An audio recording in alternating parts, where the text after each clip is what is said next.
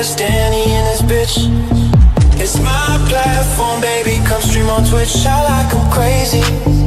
Yeah, Danny fucking rich, girls don't be lazy. Put some energy in that clip. Go buy a hot tub, strip down, shawty loves the fit. And Danny's 60, but still wants some off that drip. Don't wear the safety, Twitch con, young, wild and free. These baddies chase me, but don't bring security.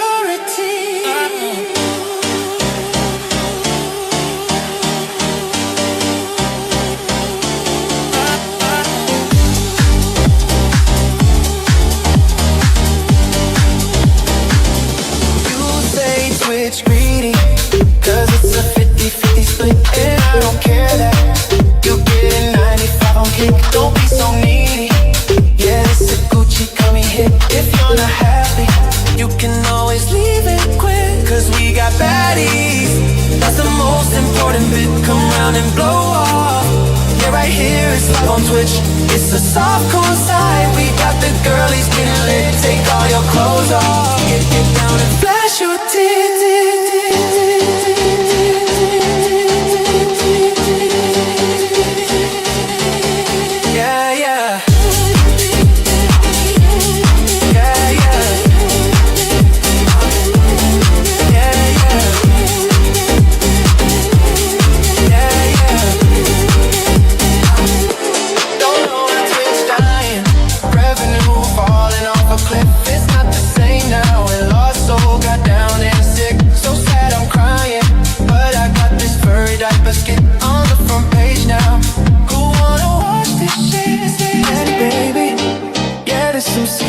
Type shit, my life a movie. TwitchCon was off the grid. I'ma watch some streams now. Chill out, cool off a bit. See you in the next one. Gucci marks generated the shit.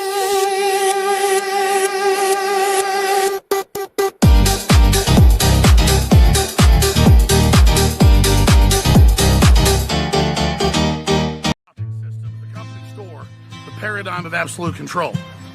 And that's why we're just out here doing simple things, pointing out that we're meant to be in nature and be natural. And this is where we find the source that God made to transcend the New World Order. And that's why they want to try to keep us out of it. I'm angry. I've had enough of these people. They're a bunch of Christian murderers, scum. They're on giant death factories, keeping babies alive and selling their body parts. What more do you need to know about these people? I go out and face these scum.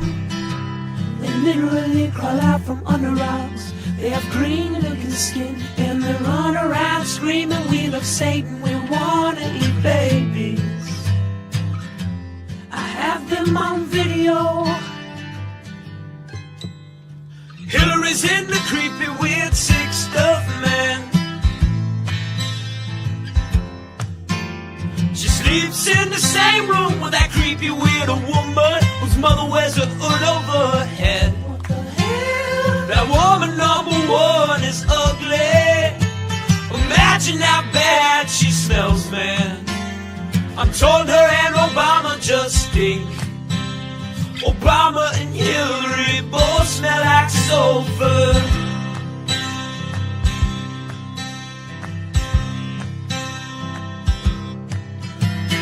Literal vampire pot belly goblins are hobbling round coming after us. My spirit gets close to that evil and I feel it go.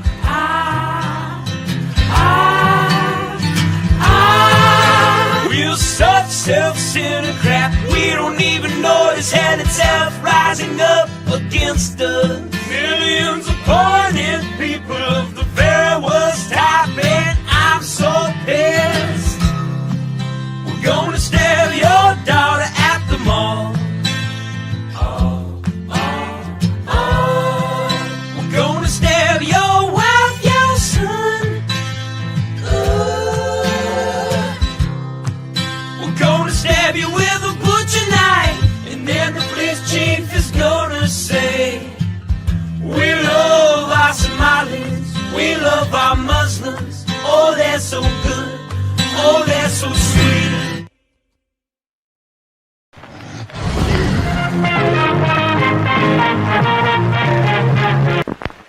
X. Persons under 18 will not be admitted. In a world where a checkered flag is just the start, meet Ryan Wheeler, the would-be champ who seems to have run his last lap. But when a mysterious figure offers Ryan a dark bargain, promising the throne of speed, he strikes a deal with the devil that will make him ride and die. From ball-busting YouTube sensation and Arca Menard's NASCAR breakout racer Cody Dennison comes his first kick-ass comic creation.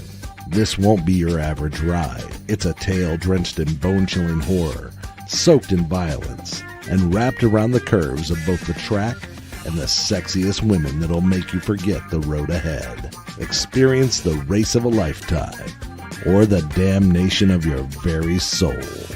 Will Ryan outrun his demons, or will he burn in the fiery pits of hell? Don't miss out. Get Cody across the finish line. Back Ride and Die on Indiegogo. I have read a lot of books, and I think I'm a smart man here. However, there is one book I'm really excited about. It's one coming out soon, and it will blow you all away. The book is called Ride and Die. It's about some race car driver and some big titty demons. My good friend Cody Ake Camelot 331 wrote it, and it is amazing. You should all go back it on Indiegogo, just like I have.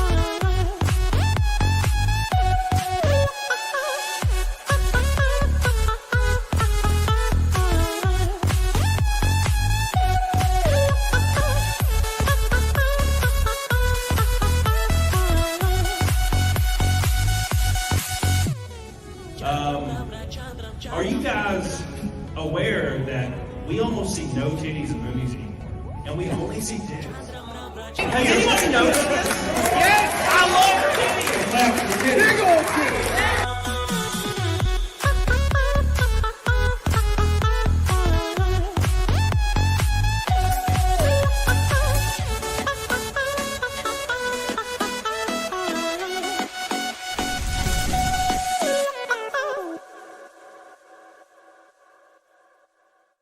What's up, you big old bitches? It's a Monday. Oh my gosh, can you believe we survived to another Monday, closing in on New Year's? It's going to be really exciting. Going to eat a little, drink a little. I'm really looking forward to it, and I hope you guys are too. I know Christmas was a wild-ass week. We went hard as hell on Christmas. We're live every damn day.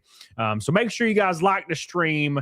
Get the hell on it, doggone it. Let's have a good-ass time. We have so much to go over. It's going to make your asshole fall off the damn wagon.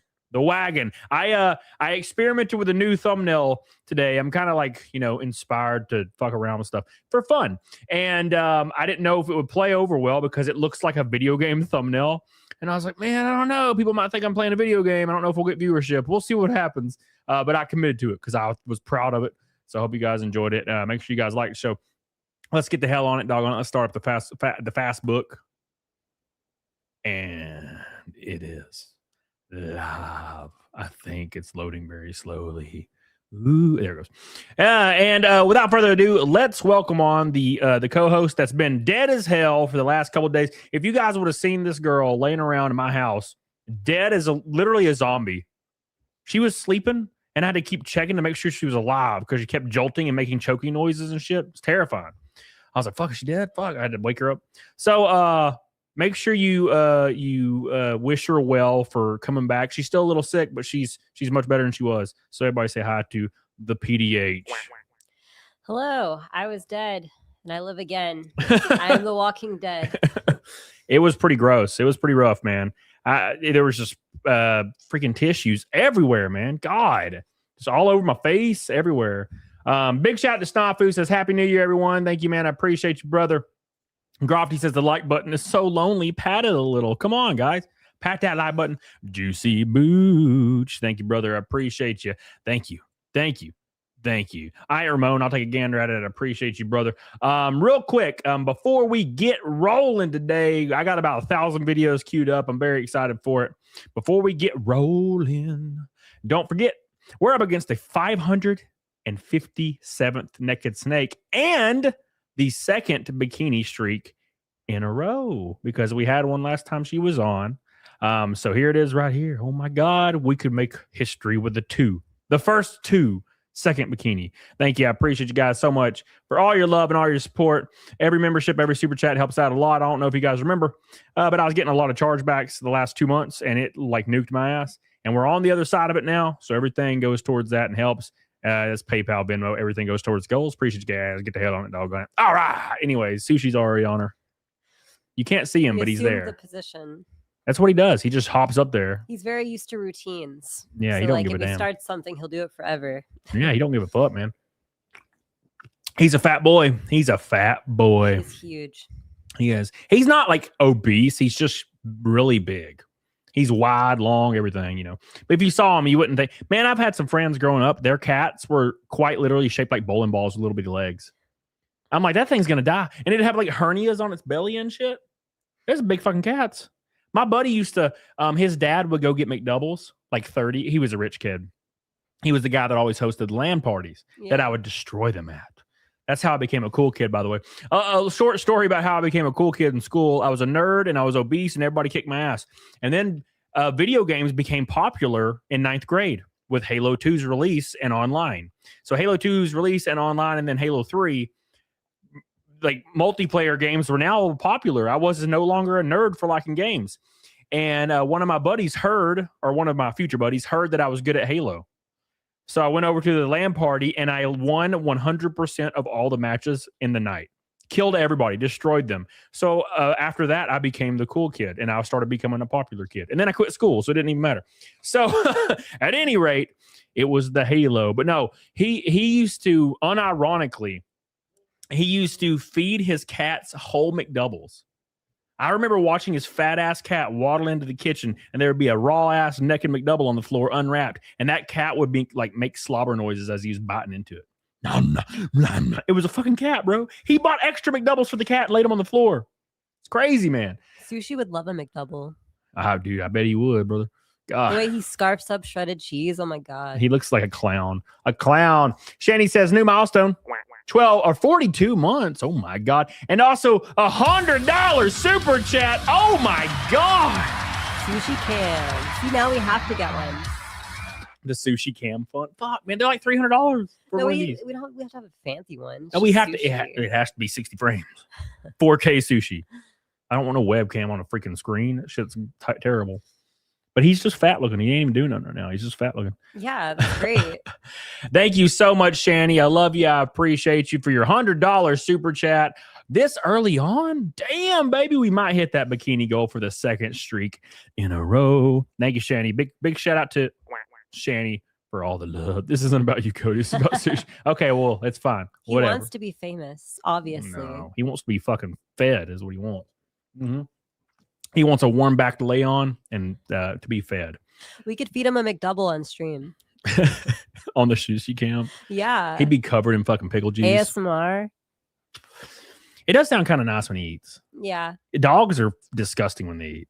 They're like, I like dogs crunching on chips. It's one of my that. favorite Well, that's sounds. different. That's completely different. But like when they're eating like normal food, it's disgusting. But like when cats eat, it's hilarious sounding. Something about it. What's up, Ben? How you doing, brother? My man. He says Boogie 2988 just set off an earthquake here in Arkansas. Oh, Boogie. Did he go down the stairs? He doesn't have stairs in his house. There's no way Boogie has stairs in his house. You imagine Boogie climbing some stairs?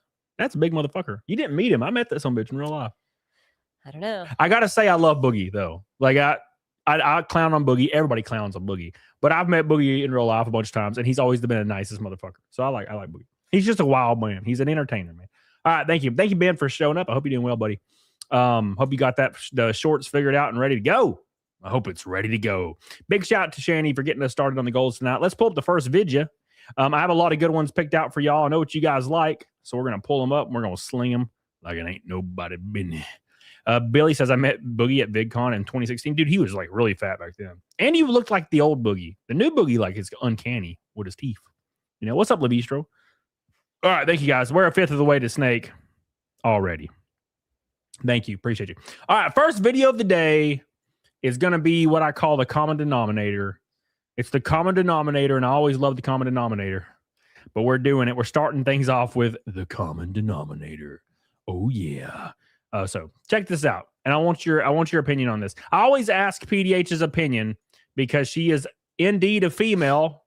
You know, it may not look like it, but she is indeed a female.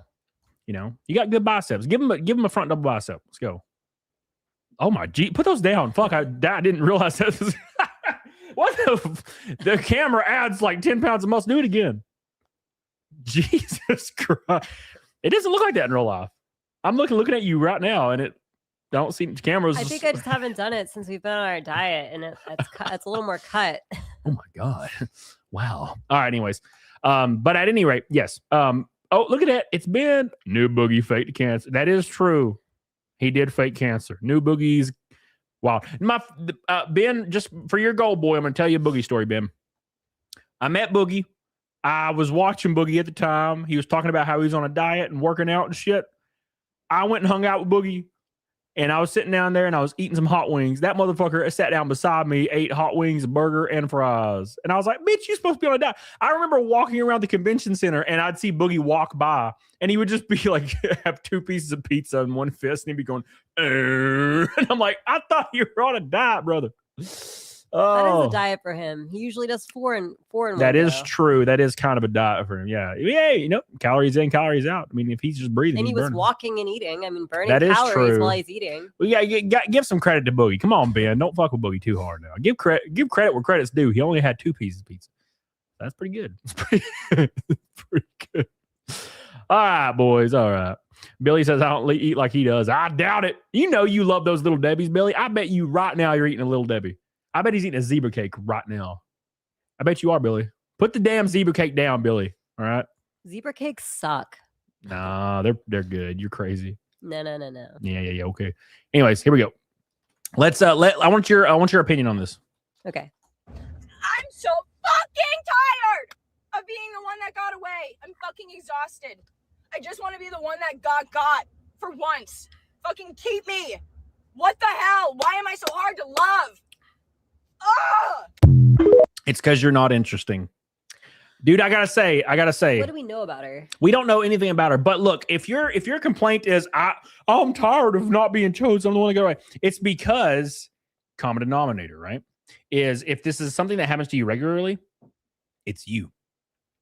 Right? I mean, that's true for everything in life to some degree. It doesn't mean like, you know, it's called radical responsibility. Yeah. And in some, applying it to some scenarios is not a good idea. But in this case, it means that she's either choosing the wrong people or she needs to work on herself. It could be either. It could be not her fault for who she is as a person, but it could be her fault from like her actions, right? Like who she's choosing, who she's seeking out. I'm not saying, look, I'm not going to, I know I've said it 1,000 times, but I've hung out with so many girls that they were gorgeous in every way, shape, or form, but like I just didn't want to hang out with them again because they were like void of anything that had any substance. You know, what is the phrase you always say? Oh, all style, no substance. Yeah, that's my like- dad's saying. Yeah, all style, no substance at all. Like she was. I mean, most of these girls were just kind of boring, and I didn't want to be. There was a few though that were kick ass, and they weren't the hottest ones. They were Yeah. just cool. I was like, I could chill with this girl, and then they would move across the country, and I'm like, I guess not. I guess never again. Right. So I don't know, man. I think if you're the one that's getting left all the time, it's common denominator, man. Common denominator. Common denominator. Yeah, she's the common denominator, and nobody loves her for that reason because she probably sucks. I mean, I got broken up with a lot, but I feel like, I'm not to everybody's liking. you're kind of an right? asshole. Yeah. Well, I'm not an asshole. I'm just like, I'm not gonna sugarcoat things, You were kind of a dick when I first met you, but like I think your frontal lobe popped out a little, and you kind of you normalized, and it made you pretty good. No, I just realized I couldn't win, so I was like, okay, I can concede on these things. Yeah, you ain't fucking winning. Ain't no way. It's the first time you've been with an intellectual, is what this is. Not an anti-intellectual like you're used to, is what it was. Yeah. No. I just remember. I remember when I first met you, we were at that house party. It was my house party. Yeah. Because I was single, and I was like, house party time every day, and and you were there with your ex-boyfriend, and you told me later on you thought I was a massive dick. So I told you my first impression was that you had major main character syndrome. It's true. Yeah. It's true. Yes. No. So you do still come across that way initially. That is your first impression, I feel like. But I am the main character, though. Some people should be allowed to have the main character syndrome when they're the main character, though. I think I rest my case. No, I think the phrase main character syndrome comes from people that don't have the main character, but they act like they do. Right? That's main character syndrome. Yeah. Is he being for real, guys? Come on. You guys can get what I'm saying, right? You did not. Hey, brotherly bro, what's up, dude? Oh my God, I haven't seen you forever. Did you miss the arrest? No, sir. We got a lot coming on your face. Don't miss it, brother. What's up, Arca-fan? How you doing, buddy? Everyone should be main character. No, Dawn, shut up. It's only banned Dawn. No, only me. There can only be one. If you met a female that had main character syndrome and she was hot and had it going on, you would hate her. You would still hate her. No, as long as I wouldn't mind if she's main character around other people, but as long as she's cool with me and lets me be main character, because I am. All right. I'm just saying. All right. What's up, OBGYN Kenobi? Steph, what's up? She knows. Steph gets it. She understands. Slosher. Oh my God. What is it? Red Boy Day? A red boy in the chat alert from Slosher. Oh my God. Give him some love. Ferd the muscle mommy. Great work. See, you flexed and got a fucking red boy. Do it again. Do it again. More red boys. Jesus, thank you. Appreciate you. Oh, sorry. Thank you, Slosher. I appreciate you, Canadian boy. Thank you, Nick, for the raid. I love you. Hope you're doing well, bud.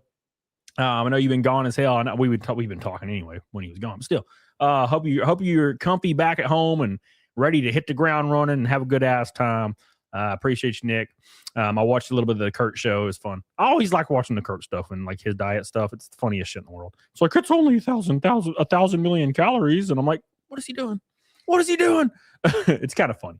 Thank you, Slosher. I appreciate you, brother. Big fat ass red boy on my face. Just the way I like it. Almost halfway to Naked Snake, and we're only 10 minutes into the show. Can you feel it? Oh, I'm feeling it, Mr. Krabs. Oh, I'm feeling it. Oh, my God, I'm feeling it. Oh, my God, Irakias. Stop, everybody. Chill. We've only hit one video, and it was a poor girl that didn't have main character syndrome, which is what we need in life. There's a benefit to it. Right?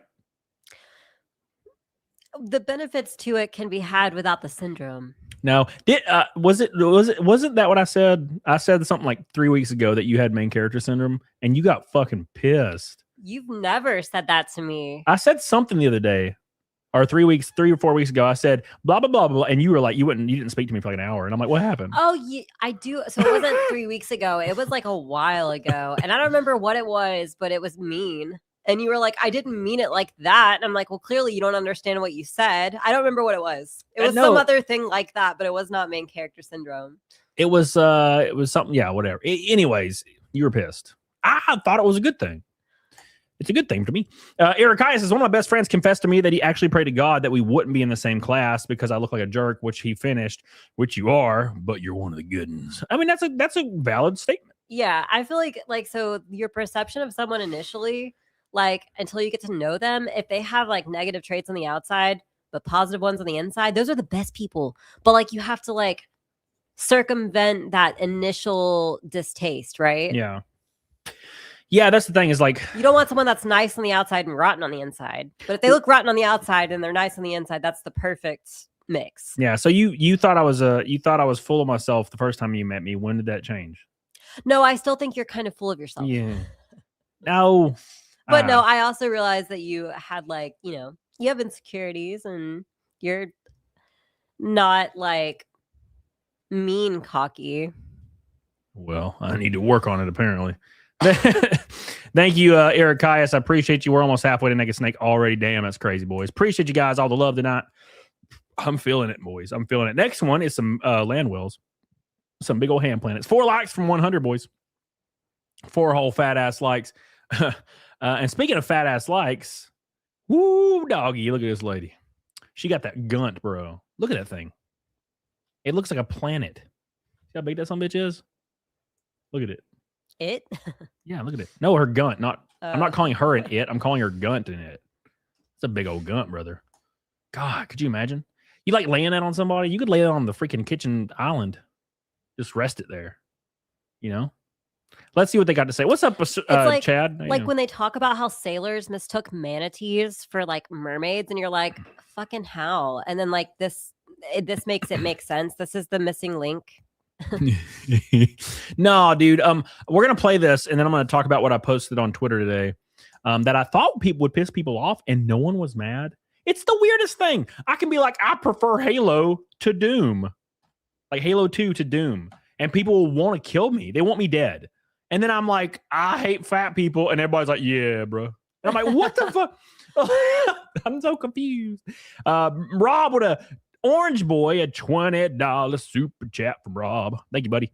I love you, Rob. I appreciate you, Rob. I was thinking about you the other day because we got a new record player and we were playing some Ghibli music on it. It's a much better record player than the previous one, by the way. Still not up to your standards, likely, but it's a good one. Thank you, Rob. I appreciate you. Our gift to ourselves for Christmas. Yeah. I had like $8, so I couldn't do anything for Christmas. But other than that, it was good. What's up, Sly Rob?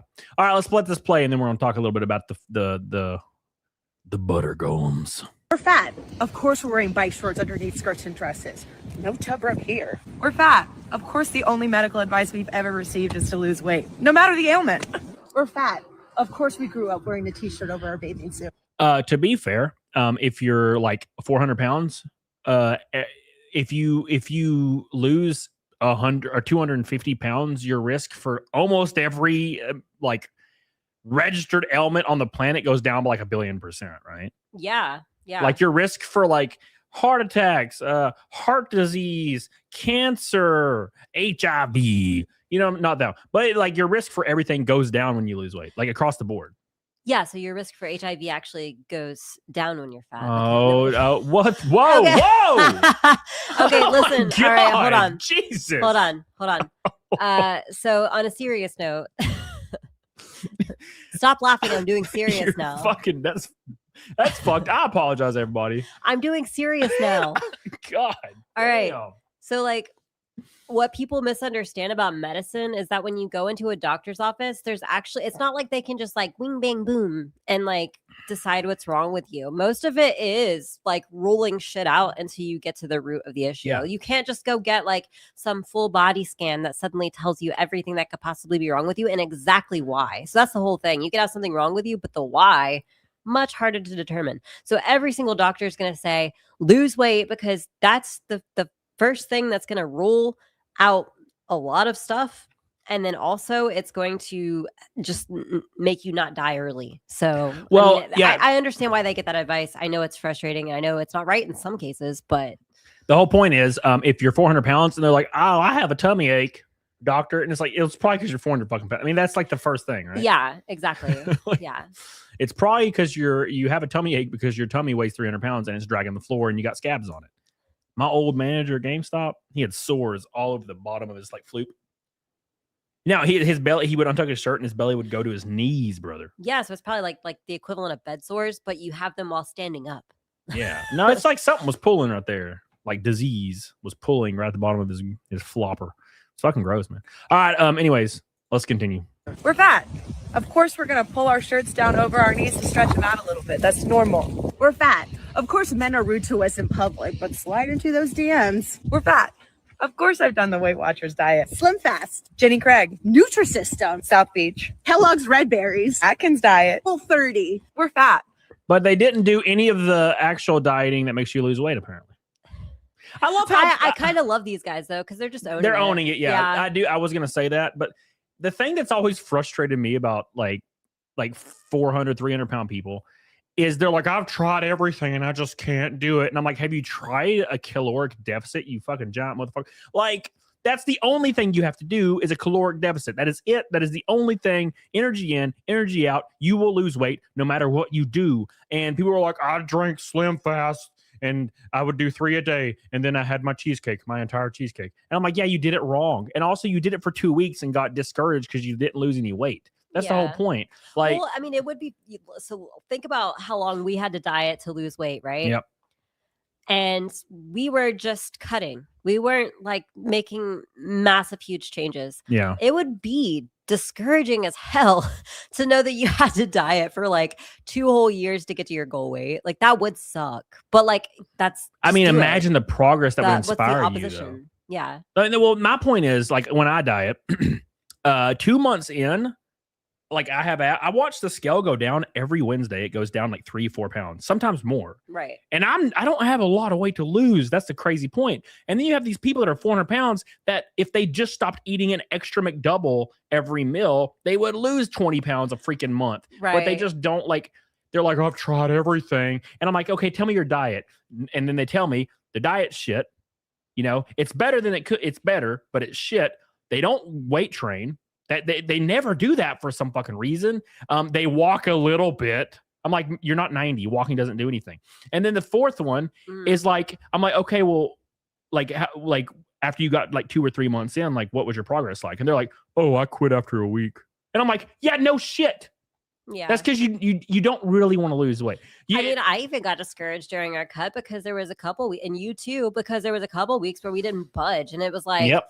God.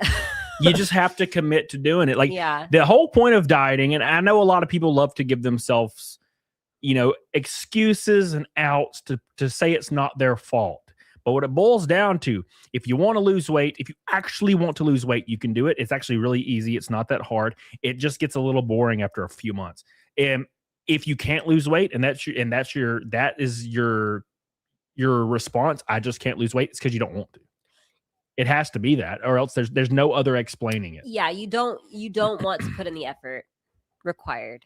Exactly, and it's when you've never done it, it seems like a fucking mountain, right? When you've never actually done it, it seems like the most impossible thing you could ever tackle.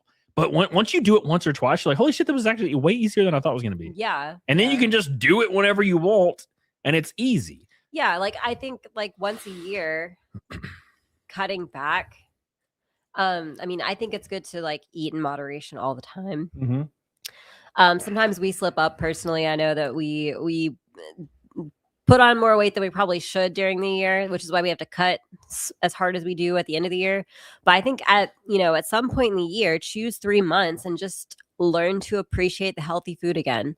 And you don't even, if you're eating in moderation already, you don't even have to worry so much about your caloric deficit. You know what I mean? I think it's just healthy for everyone to do that. You know what's the biggest mistake people make?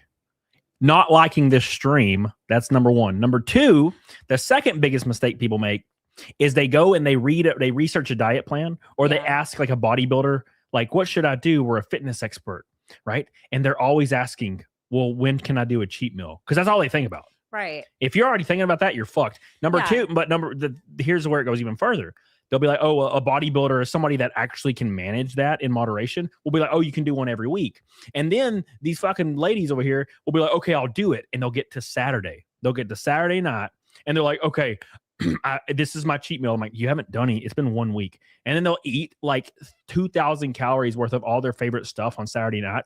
And then they don't see any progress because they're eating 3 days worth of their deficit on Saturday. And then they'll be like, well, I fucked up, so I'll do it Sunday too. And then Monday I'll come back to it. And they just keep tripping. The only way this works is you can't have a cheat meal. It is exactly like saying, I'm going to quit crack or I'm going to cut back on crack. And then you don't smoke crack all week and then you smoke crack on Saturday. Yep. You're going to be addicted forever. Like, that's the whole point, right? The point is food addiction, right? Everybody has it to some degree. And then some people like genuinely use it for such a cope in their lives or such an entertainment pinnacle of their lives that they're literally addicted. And so if you go through a diet like we do every year, we get to the point where like the simplest things sound so great to us. And those other things, like we can kind of take it or leave it, you know, you really heal like your food noise, which is exactly what GLP-1 is supposed to do, except for as soon as you come off of it, you're right back where you were. Yeah. The cheat meals, they ruin everything because people they try to do what professionals do and can manage, and they don't know how to do it. And my biggest gripe, because I've seen it in chat so far, my biggest gripe are people that say, I just love food. I'm like, you know what I love? Fucking breathing. I also love food. I arguably love food more than you when you say that, because when I get to the end of my cut, eating a bite of cheesecake is like having sex for the first time. It is like amazing. But did you crave it so hard that you couldn't say no like you did earlier? So that's my point. Is it's like, oh, I just like food too much. I'm like, you and everyone else, and that's not you don't just like food more than everybody else. A McDouble is not a gourmet fucking meal, but you're stuffing them. Everybody I know that's extremely overweight, they don't eat good. They eat like the most like garbage ass 3 a.m. cold Taco Bell shit every night. I love cold Taco Bell. That's only when you're drunk as fuck, is what I'm saying. No. Some people just enjoy shitty food. No. I need you to rapid fire pull up 3 comments, starting with Robert W. Smith. And then the 2 after that. No. You can do crack recreationally. Yeah, and then the next one. I stopped crack an hour ago. Okay. I love crack. When did this happen? Did you say something? I did say something about crack. Oh, the J.E. Burb says it all comes down to wanting the results more than the rigatoni or the linguine, like Art made. The linguine. Thank you, J. Burb, for your Canadian goal boy. We're officially halfway to Naked Snake. Get on it, doggone it. We are a quarter of the way to bikini, and we have one streak already down. We could hit the second bikini in a row and explode the record into 100% increase. Smooth Jaw says, I've got like 10 pounds of extra Xmas cookies around the house right now. It's dangerous. Well, I don't even throw food away when I start my diets anymore. I used to do that. I don't even do that now because it doesn't I just don't eat it. It's never bothered me. What hasn't? Like just having food around the house. Yeah, no. It doesn't bother me. No, if we're dieting, I just don't. I mean, it really helps that we're together though, because like I feel like that helps both of us probably. I'm better when I'm alone. You're better when you're alone. I diet way too hard when I'm alone. Yeah, because I mean, like you don't like making food. I was 147 pounds when I was 27 years old. Yeah, I had a big old head, and that was like 10 years ago, though. It was, yeah. So, like, is that even relevant data now? Nah, it's fine. All right. Anyways, let's continue the big old girl. Of course, we endured a childhood of internalized fat phobia, only to find fat scholarship later in life and discover that anti-fatness is rooted in misogyny, racism, colonialism. I don't like them anymore. Nope. I don't like them anymore. They could have just owned it, man. They were doing pretty good. And now they're like, they were doing pretty good. I'm fat and I ain't trying to rub my legs together. And I'm like, oh, cool. I get it. I totally understand. Chafing sucks. They're like, also fatness is rooted in not liking black people. And I'm like, whoa, both of you are fat white women. Like, what the yeah, that's what I'm thinking. Never mind that it's just like objectively unhealthy. Like it's just objectively unhealthy. Like I totally agree that the early 2000s, the like nothing tastes as good as skinny feels and thinspiration. Like I totally agree that was toxic. Like you shouldn't be rail thin. Like, unless that Sure. is just your natural body and you can't help it. I mean, like, you're doing the best you can. Yeah. And you probably are a model, and I probably think you look great, but that's not healthy. Well, I That's do not have what to- we're talking about. Is that what people thought when they went to the freak shows back in the like 1920s? And it was like world's fattest man, and it was like a normal fat guy at Walmart sitting there with like his overalls on, and you went and paid to see his fat ass in like 1920, the freak show. You know, the carnival. Yeah. They would have the fattest man alive, and it's just like a 300-pound dude. And when people walked into there, did they look at the fat guy and be like, and he's a white fat guy, obviously, 1920, and he's sitting there eating his cake, and they're like, damn, I hate black people. No. Is that what they thought? Because this lady just said it's rooted in racism. Man, this fat guy makes me hate black people more. I would argue, based on like What the hell? based on my very limited knowledge of like early humans, I would say white people were probably fat first. Yeah. Asian people were probably fat first. No. Maybe. No. White people are the fattest for sure first. Well, the fattest first. I'm talking about the very first fat person. What ethnicity? Probably Asian, because they Asian. got their shit together faster Probably than everyone Asian. else. Yeah, probably Asian. But I'm just saying there was probably not a single fat black person on the face of the earth in like 1820. Robert W. Smith has a great point. He says super sticker, and he says he hates us. No, down. Oh, he says that's dumb. The one above that. Bro, you are fucking with me right now. Everyone knows what is gross. I hate you guys. Am I looking at the same Robert Smith? It's at 9:24 p.m. I don't have a timer on mine. What? Hold on. Some Asians are beautiful. China. There's a lot of these 24s. It's right under Shani's Oh, comments. I'm not reading. You make me go. But like that's true though. It's not true. I think that's definitely Oh, true. Yeah. Okay. We can talk about it. Yeah. So no, I agree. If you like lined up a bunch of people that were like 250, 260 pounds, yeah. black dudes definitely look the best. Yes. Yeah. Black they women look, too. They look put together. Yeah. Sure. Yeah. I thought that was something else. I thought I read it first and I was like, wait, hold on. Thank you, Robert Smith. I love you, dude. Rather guys is when you start bringing out all the isms as an excuse, you lose me. No, I was actually like rooting for him, and then they're like racism. I'm like, what the fuck? What the fuck? No. Oh, I thought you said that he was saying, oh, I see your point of view. You thought he was saying they only look good fat. That's what I was saying. No, Yeah, no, obviously not. I was like, what the fuck? I know a lot of jacked black dudes that look great, man. Yeah. Rather guy, thank you, buddy. I appreciate you. Make sure you guys like the stream, by the way. Spam the like button so we can get up to 200. Chai T says, I'm skinny fat and it's my fault. Accountability is a hell of a thing, and these women don't have it or self-control. And that's a good thing. The first step is being like, all right, this is 100% my fault. And then once you have that, you can fucking move forward. But if you're always like, oh, well, I just really love food. And also my genetics are bad. And also I have a glandular issue. And also I'm sad. Like, bro, you're going to fail. Because you're always going to lean on that shit. Fuck that stuff. Thank you, Chai T. I appreciate you. Look at Robert Smith changing what he said. I see you. Thank you, Chai T. Daniel Robinson. I can eat the most trash food and up to around 4,000 calories a day. And I'm still 160, 170. Yeah, I wish I was like that. I don't really wish I was like that. Because I couldn't get fucking jacked looking. Yeah. I get pretty damn jacked after my cut. I'll have a big old, or after my bulk, I'll have a big old fucking fat tummy though. But my arms are like, like barrels. See, that's why I disagreed with what you said about walking. So like people that have a fast metabolism, like they just participate in more like subconscious movement throughout the day, including generally walking.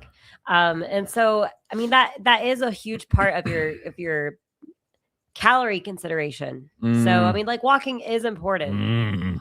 I don't know, man. Like, I wouldn't say they just inherently do more. I'm saying that the only time walking helps you is when you are literally 400 pounds. Yes, Shani. Thank you. Thank you, Daniel. I appreciate you, brother. I love you. I appreciate you. They fidget more. They did a study on this. Yeah. Man, I fidget a lot, and I can gain some weight, bro. Robert says I drink bourbon and Sleep a eat lot. fish sticks and have a 6-pack. Beast. All right, let's finish these. Doubt it. Let's finish these big old ladies out. And has evolved to be a major tool of patriarchal capitalism. And we've discovered that the way to truly make everyone better and happier is to love ourselves in a way that is rebellious and authentic. The way in rebellious is to kill myself 30 years earlier. I guess that is rebellion against life. That's true though. I love how like she put everything in there. She put colonialism, racism, misogyny, patriarchy, like all in like a one sentence thing. It's actually rooted in everything ever that's bad and I see as bad. So actually, I'm going to get fatter because I'm rebelling. I'm like, yeah, you're rebelling against your fucking life expectancy. She just made the ultimate shit lasagna. Yeah, dude. Lame. Keto. What? Wait, what just happened? Hold on, let's go back. Keto. What was that? Rebellious and authentic. Keto. Okay. All right then, baby. That was meant to be cut in with all the diets they tried. Yeah, they fucked it up a little. Keto. Made it funnier though. Love it. That's Yeah. funny. But imagine what they smell like though. God damn. Man, under roll smell is rough. It's like, oof. It's like sweet. Blech. Ugh. Oh my god. All right, anyways, let's move on to the next one. I've had enough of the fats. Let's move on to the one thing I hate about keto is every time people are like, what's your diet? And I'm like, I just do high protein, low carb, 1,600 calories, 200 grams protein, less than 80 carbs, weight train. And people are like, oh, so you do keto? And I'm like, I don't know. I do whatever my diet is. I don't follow a diet. I'm not like you guys that go out there and be like, what diet should I do? Because I don't know what to do because I don't understand that I can just eat less. And they find the keto. And like, I do keto, bro. Oh, I'm a carnivore. Oh, I do the veg. I'm like, I just fucking do the diet that I started when I was reading bodybuilding forums when I was 25 years old. I picked out like what sounded right and looked right. And people were talking about the results. And I came to a consensus and started doing that. It wasn't called a thing. So we probably do a little bit higher carb and definitely lower fat than keto Definitely does. lower fat. Yeah, for sure.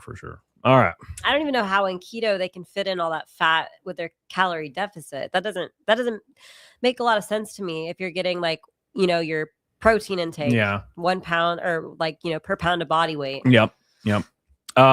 Is it Ben Ryder? I'm 6'4", 250, but I'm on antipsychotics, so I literally have to take metformin to try and lose weight, but I'm a unique case. I'd love to be able to die. Yeah, no, that's a great point, Ben Ryder. So I put this in my tweet that didn't piss off anybody. I said, I know that there's people out there that are in certain situations, less than 3% of the population that are obese, are in certain situations where it makes it really hard for them to lose weight. I totally get it, but those aren't the people we're talking about. No, yeah, it's a very limited sect of people because everybody goes to that, right? They're always, it's the same thing as like how like the trans argument will always go to, what about hermaphrodites? And I'm like, that's like 8 people. We don't make decisions based off of the 0.05%. Yeah, that's my point. Is it's less than that, and that's my point. Is like, no, we're not talking about legitimate cases. We're talking about people that are like, oh, I just like self-care.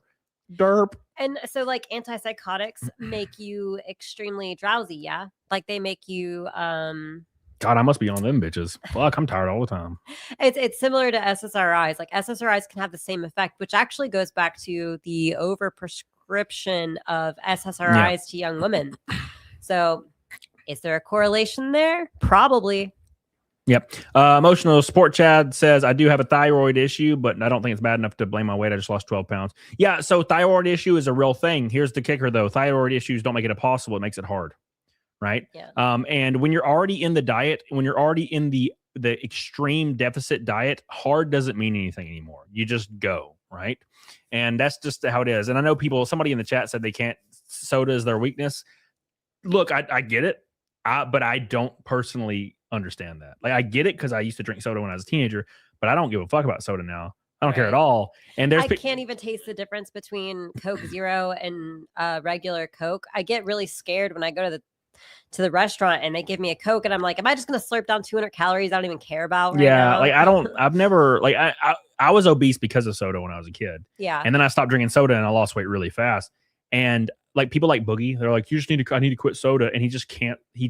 I don't get it. I don't get that. Like I just drink water in a Monster a day, and I've never understood the soda thing. Like how I understand it is an addiction. I get that, but like, just stop. I don't know, man. Like, I don't know, man. Anyways, Coke Zero is divine nectar. I love it. My whiskey, Coke Zero and whiskey makes my balls quiver with anticipation. Thank you guys. I love it, man. I just want to point out that Monster is a soda. I get it. Yeah, whatever. Oh, I started drinking Monsters in 2020. Okay. All right. They're delicious. Anyways, let's continue. I'm going to say the quiet part out loud, and I know it's going to get me so much hate, and people are going to bean soup what I'm saying and be like, well, you're saying this, that, and the third. Like, no, that's not what I said. What I'm saying is what I said. So why don't you listen again? If you are someone who ends up in repeated abusive relationships, like 4, 5, 6, 7 abusive relationships, every man you ever date just turns out to be abusive on some level, I'm going to think that you are part of the problem. I have thought this before. What do you think? Yeah. Why? Okay, before we listen to the rest of her spiel here, what do you think that could mean? So, I mean, like 90% of these cases, I'm going to say they're the common denominator, right? Yep. 10% of the cases, very niche, are women that seek out abusive men because of past trauma or lack of self-esteem. But that is not the usual case, right? Yeah. So it's probably not a coincidence, right? I wouldn't say any percent of those is a coincidence if you end up with abusive man. It's either the 10% or the 90%. Yeah, well, it's like I've seen women before that will claim they're in a extremely abusive relationship, and then they'll try to run over their like boyfriend with a car. Yeah. And I'm like, I feel like this is going both ways a little bit, baby. Or they're crying wolf. That's the worst one, right? Yeah. Like, so the difference is here, you got some women that end up in repeated abusive relationships because they're the common denominator, and it truly is the other person also being abusive, but it's in response to their like psychotic behavior. So they're causing their other person to react and also be tied into that toxic loop. But then you also have women who, well, and this is probably most of the cases here of the 90%, that claim like, this is abusive or that is abusive, or emotional abuse is just as damaging as physical abuse. I was about to say that. Yeah. and they're completely like ruining everything for women who actually are in, domestically violent relationships, because they keep crying wolf, and that looks bad on every woman. Yeah. So I think what's the biggest problem with modern day talks about this kind of situation is the exact same way that people are intentionally vague about everything they present. So people will be referring to illegal immigration, and people will call it, that are defending it, immigration. Yep. Right. And they do this with everything. They'll always do these. They'll change the words around slightly to make it seem like the other person is disagreeing with something that's completely reasonable. Everybody supports legal immigration, but people will conflate it with illegal to make their argument stronger. Now, I think it's this exact same way with abuse. You'll have a woman, for example, every boyfriend she's ever been has been abusive, but she doesn't tell you how, because people, when normal people hear abuse, now maybe not anymore, but when I used to hear abuse, I'm thinking physical abuse. Right. And that what they almost always mean is they mean, oh, well, he put me down, or he discouraged me, or he didn't support me, or he said no to me, or raised his voice to me. Therefore, he is abusive. They leave out the verbal part to make it seem like they're more of a victim after their relationship's already over. Right. And then when they conflate all of these things, it ends up seeming like every single dude they've ever been was abusive, but in actuality, they may have just said, no, you're not allowed to. I don't want you to go out to club with your girls when I'm not there. Oh, well, he's abusive. He's controlling and abusive, right? But it's not really. That's bullshit. So here's another. So there's a whole menagerie of like issues with trying to evaluate verbal abuse, right? Now, can somebody who is very intelligent go into a relationship and systemically like manipulate and put this person into a situation they never even saw coming over the course, of a slow burn course of several years, and do significant harm? Yes. But I mean, there's no clear place to draw the line between that extreme scenario and someone just like having different boundaries than you, like a guy not wanting you to go out to a club, with your girls. That is a matter of preference between two people that they decide on before they get into a relationship. Yep. Right. Yep.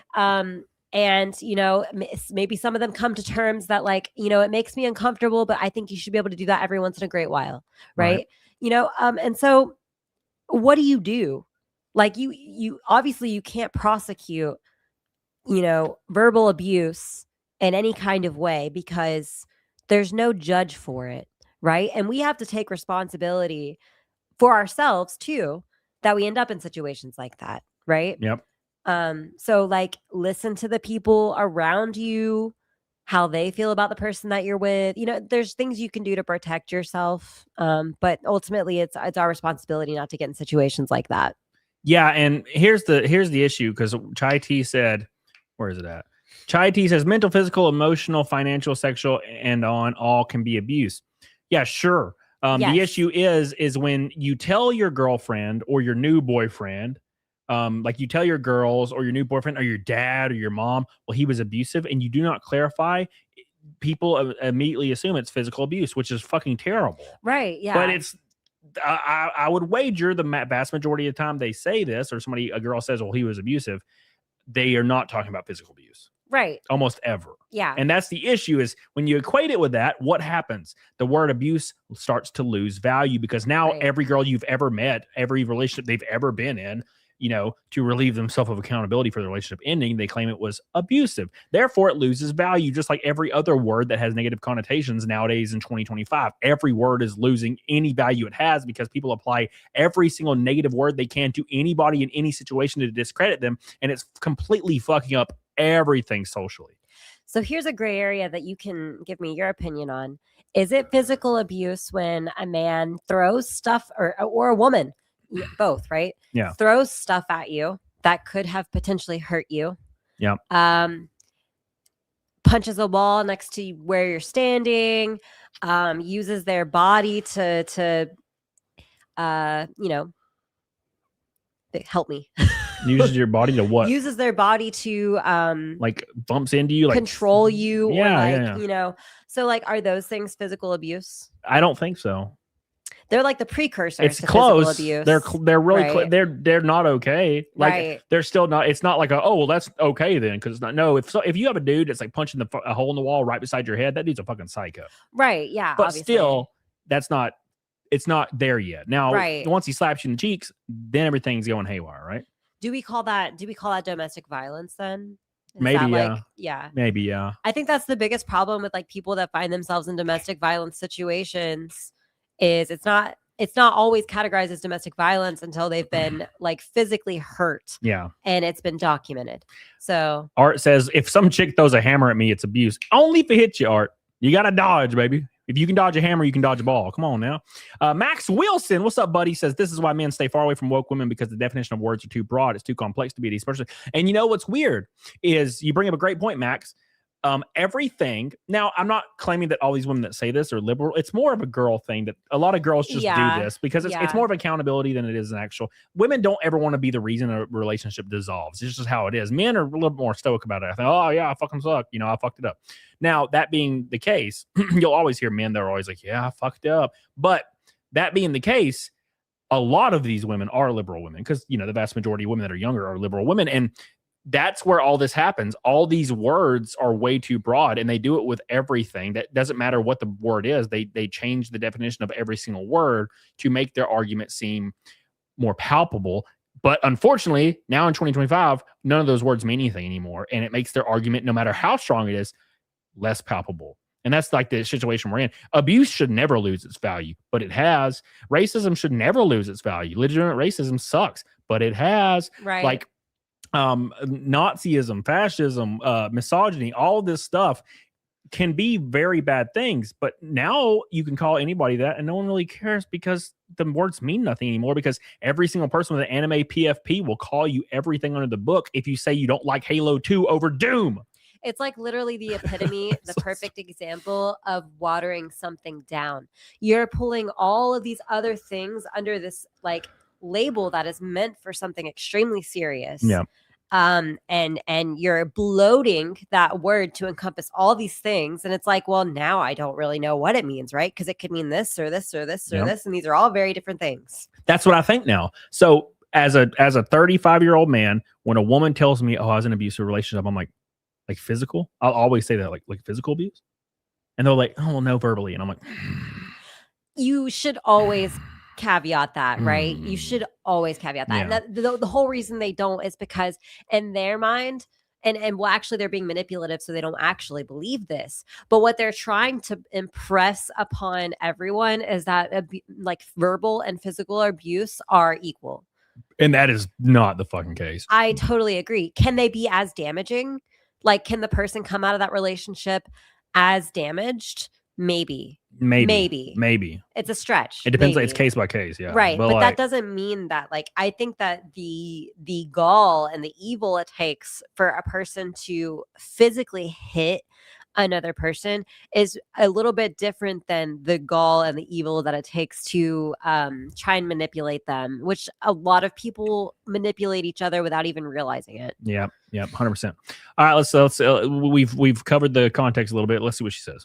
Absolutely 1,000%. There's no one that can change my mind because you only have a few options. Number one, you're lying. Number two, you're obviously attracting really nasty men and you might want to reflect on why that is. Or number three, there's some sort of pattern recognition that you are ignoring.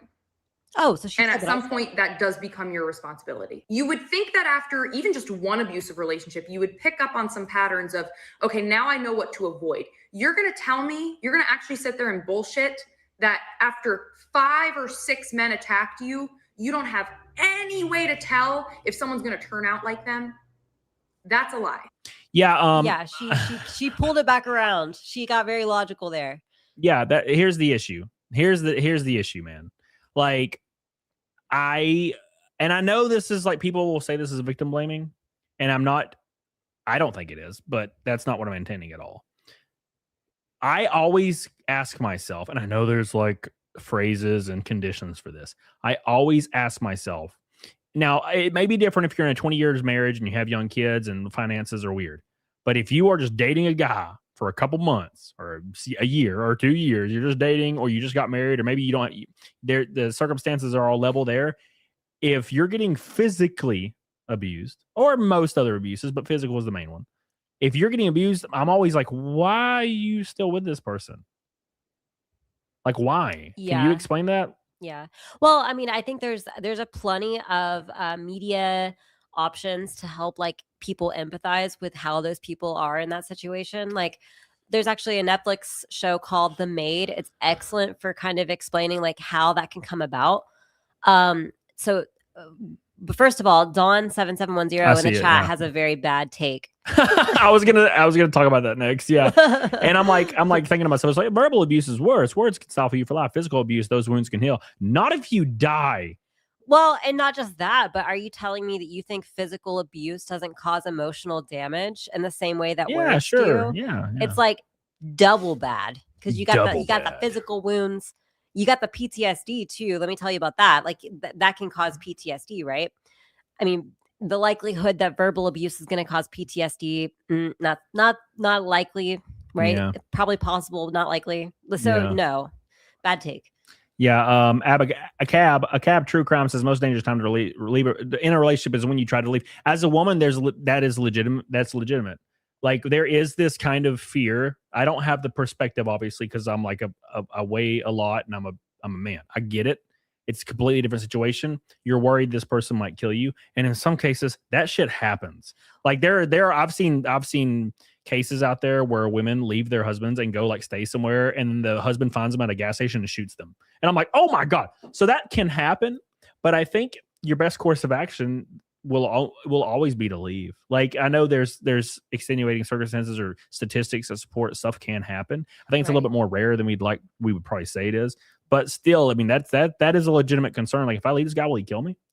Yeah. And so there's that, but there's also like a phenomenon where it is exciting that someone loves you so much that they would hurt you. Like, and that is so toxic, but it's a real thing that happens to people. Like, I've seen a bunch of documentaries about it where, you know, it's the same way when women just create strife in their relationship for excitement. That is what they're addicted to on like a larger scale, right? Because they're literally being abused and they kind of like it. You know what's crazy that I saw? So a guy made a Tinder, a fake Tinder, chose a Google image of a sexy ass motherfucker, and he put in his bio that he had been charged like 5 times with domestic violence and grape, and he got like 290 matches in like a week or something with women that wanted to hang out, and it showed the DMs of these girls were like what exactly happened? Oh my god, that's crazy! Like what were you like? They were messaging this dude like curious and like interested in what was going on with this guy. And like probably excited. Like that's crazy to me. Women don't have enough third world problems right now to not seek out problems. Obviously, it's exciting. There's something about it that's exciting to them. I don't know. It's something to do with the Viking days, bro. Look, maybe they just want to get a little grape in, and then like they don't actually want like the relationship. I don't know. There was girls in the Viking times that were chilling in their village, and some Vikings came in and started killing all their elders, and they're like 16, and they're just sitting there, and the Vikings come in with their sweat and their muscles, and they're just like, I like this. Yeah. And I'm like, what the fuck? It really goes back to what you said about like you made that comment a while back about how women who fantasize rape, they're not fantasizing actual rape because it's never going to be some hot dude. But here you are on Tinder. Yeah. There's a hot guy who's been accused of rape. And you're like, maybe I can choose my aggressor. yeah, maybe. Abacabaga says, no offense, but the question shouldn't be why she doesn't leave. It should be why he doesn't stop. Well, here's the issue is like, what would be a good point? Calling the police would be a good thing. Get the guy arrested. That's your number one. Yeah. So that's a better point. But the issue is you're not going to change evil people. Yeah, no. So like so basically, if you get into a relationship and one person is physically abusive, they have a form of psychosis, I would say. Some form of like messed up brain stuff, right? Like they need to seek extreme therapy or psychiatry. I disagree. You disagree? Yeah. Okay. Well, anyways, what I'm saying is you went in a healthy minded person, hopefully. I don't know. It isn't, you can't, why would that person stop when nothing's happening to them? Right. Like, whereas the person who's being abused it's negative for them. The person that's abusing, it's not negative for them. Yeah. Abacab says most police are wife beaters. They don't do much. I think we're bordering on a little wild, to be fair. Well, they're all wife beaters too. So they cheered. I don't know. It's getting a little bit over the top. If we were in the 1950s, she would have a good point. Yeah. Yeah. Anyways, I was gonna say, okay. What you said, it was anybody that like would beat their like significant other has some form of psychosis, right? That's what you said. So I think I actually did see a statistic about cops being like in domestic violence. It's probably higher. Yeah, but I'm saying like most cops that you when you use the word most. Yeah, maybe not most. You could say that's a big word right there. Per capita, a larger amount of okay. Okay, so my original point, you said people that beat their wives or whatever. They are suffering. They obviously have to be suffering under some kind of psychosis or they're crazy. And I disagree with that because there are entire cultures that is completely normal in their culture. Right. Well, I'm talking about in modern Western society. This happens in Western society. Well, I know, but you're talking about like extremist groups of people. Like, so you're either talking about like deep rural South where like, the 1950s is still here. And, actually like beating your wife was kind of like not a huge no-no in a lot of Southern areas until like the frickin' 80s. No, I agree. I'm saying modern day, man. And I'm not saying fringe groups or extremists. I'm saying there are entire cultures that it is not the same. Like in Western culture. Yes, there is entire, like there are men in certain cultures that is not a hesitation at all. Which groups in Western culture? I'm not going to be specific. I'm just saying. I know what you're saying. Okay, so like maybe, but I've seen, dude, you know how many videos I've seen where a girl bowed up at a guy and he didn't even hesitate to knock her out in 2 seconds? That's still not the majority. I wouldn't say it's the majority, but I say it's more acceptable in certain cultures for sure. Yes. Okay. So if it's generally, if the people around you think it's like fine, obviously you don't have issues because you're operating under a normal set of behavior from your perspective, because we all agree that morals are subjective. Yeah. So sure, that's like people in Hollywood with children. Yeah. Anyways, but I'm saying a normal family, living in normal society, like viciously beating your wife or viciously attacking your husband, when he doesn't do what you tell him to, you're crazy. Yeah. Shani and Abacab are having have good points in the chat. The justice system does move really slow. True. Yeah. Yeah. So like, how are you protected when you try and leave? It's just a shitty situation. It is. Well, there's plenty of resources for it too now. Yeah. Daniel Robertson says, I sent you an email a while back about my experience dealing with abuse and stuff. Like, not sure if you ever seen it. I do remember seeing it. I don't remember if I read it. I probably did, because I usually do if it's from people I recognize. But I don't really remember because I think it was a while back. But I'll totally find it. I appreciate you, Daniel. I love you, man. Thank you for coming in strong. We're 2:10 away from Naked Snake. This is crazy. We're barely into the show, boys. Bikini streak number 2 is looking likely. Thank you, Daniel. Riley Guy says, look what happened to Nicole Brown Citizen. I think that scared a lot of women because OJ was nuts. Yeah, I mean, it does happen. It 100% does happen, dude. Thank you, Riley Guy. I appreciate you, man. All right. James Stoner, my boy, says, as someone with a very bad temper, it really pisses me off when women conflate verbal and physical. It took me years to gain control of my temper, so I would never hurt my partner. Yeah, I mean, I get it. I totally understand what you mean, because I think words have meaning, and I think we should. When it comes to serious situations, we need to like some people said, verbal can be very, very damaging. I am not disagreeing with that at all. In my opinion, I would think physical is worse, but maybe you don't agree, and that's completely fine. But I do think a clarification always is very, very important, because not everybody agrees on the same thing. But if you say physical, or if you say verbal, and you give examples, you can clarify your statement more and get people more to understand your perspective and be able to empathize with it. Thank you, James Stoner. I love you, James Stoner, my man. Also, very brave to comment that, and obviously you've done some self-improvement, which like tons of people, most people never do. Brave, more like gay. I'm just kidding, James. I love you. I love you, James. I'm just kidding. I don't really think you're the gay. Why is this not loading? Oh, there it goes. Boop. All right. We're 300 in. Look at that. 200 even. Let's move on to the next one. I'm tired of talking about beatings. It's making me sad. All right. It's making me sad. All right. So let's watch people get hurt. Yeah, here we go. Let's see what she has to say. Single. Been single a little minute now. Just me and my babies dozing off in here. I like it peaceful, but listen, I'm used to a man spoiling me, paying for things, making sure I'm good. So if you can't do that, don't even bother. I have no idea what she said. All I noticed was roaches everywhere. Yeah, I was like, oh, play it again. Look at her. No, look at her cat right here. Her cat is like, oh my god. Like, oh my god. Look at all those roaches. Oh my god. What do I do? Even the cat's scared. She hasn't cleaned that litter box, if she even has one, in like a year. Is that a floor that is destroyed? I can't even tell. This is worse than Asmongold, bro. Look at them in the roaches. They gonna jump on. They're so close to her. She don't even care. Sleep at night. Oh my god, Jesus, Mary Joseph. Did she say she's used to a man taking care of her? Apparently not. There's another cat right beside the roaches. This does look like a house cleaned by a man, though. Just covered in roaches. Is that a man thing? Roach? Yeah. Shit. I don't think so. I disagree. I don't like roaches. Roaches suck. When I worked at GameStop, there were nothing but roaches everywhere, though. It was terrible. It's terrible, man. Cats and roaches. Cats and roaches.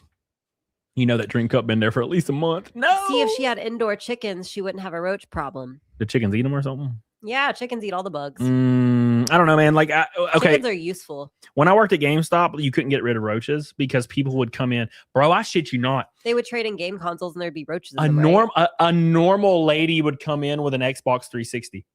And I would be like, okay, here, and you can smell it. You can smell roaches. They have a smell. And I would grab the 360 and I'm like, oh my God. And I would literally plug it in and turn it on, and like 1,000 roach legs would fly out of the fans of the 360. And I'd look in there and there's just roach bodies caked in there. And now I'm not afraid of roaches, but it was just it like made me feel gross. And can you not deny that? We always denied them. And I remember like somebody would take them in. Right, we'd have a bad trade day. You're like, "Fuck, I got to take this in," and we would wrap it in a bag and we'd defect it and send it out. But dude, we would have roaches 24/7, and we would have exterminators once a week, and it did not change shit. The roaches were like, what's up? You could spray the roach and he'd fist fight the fucking exterminator. He didn't give a fuck.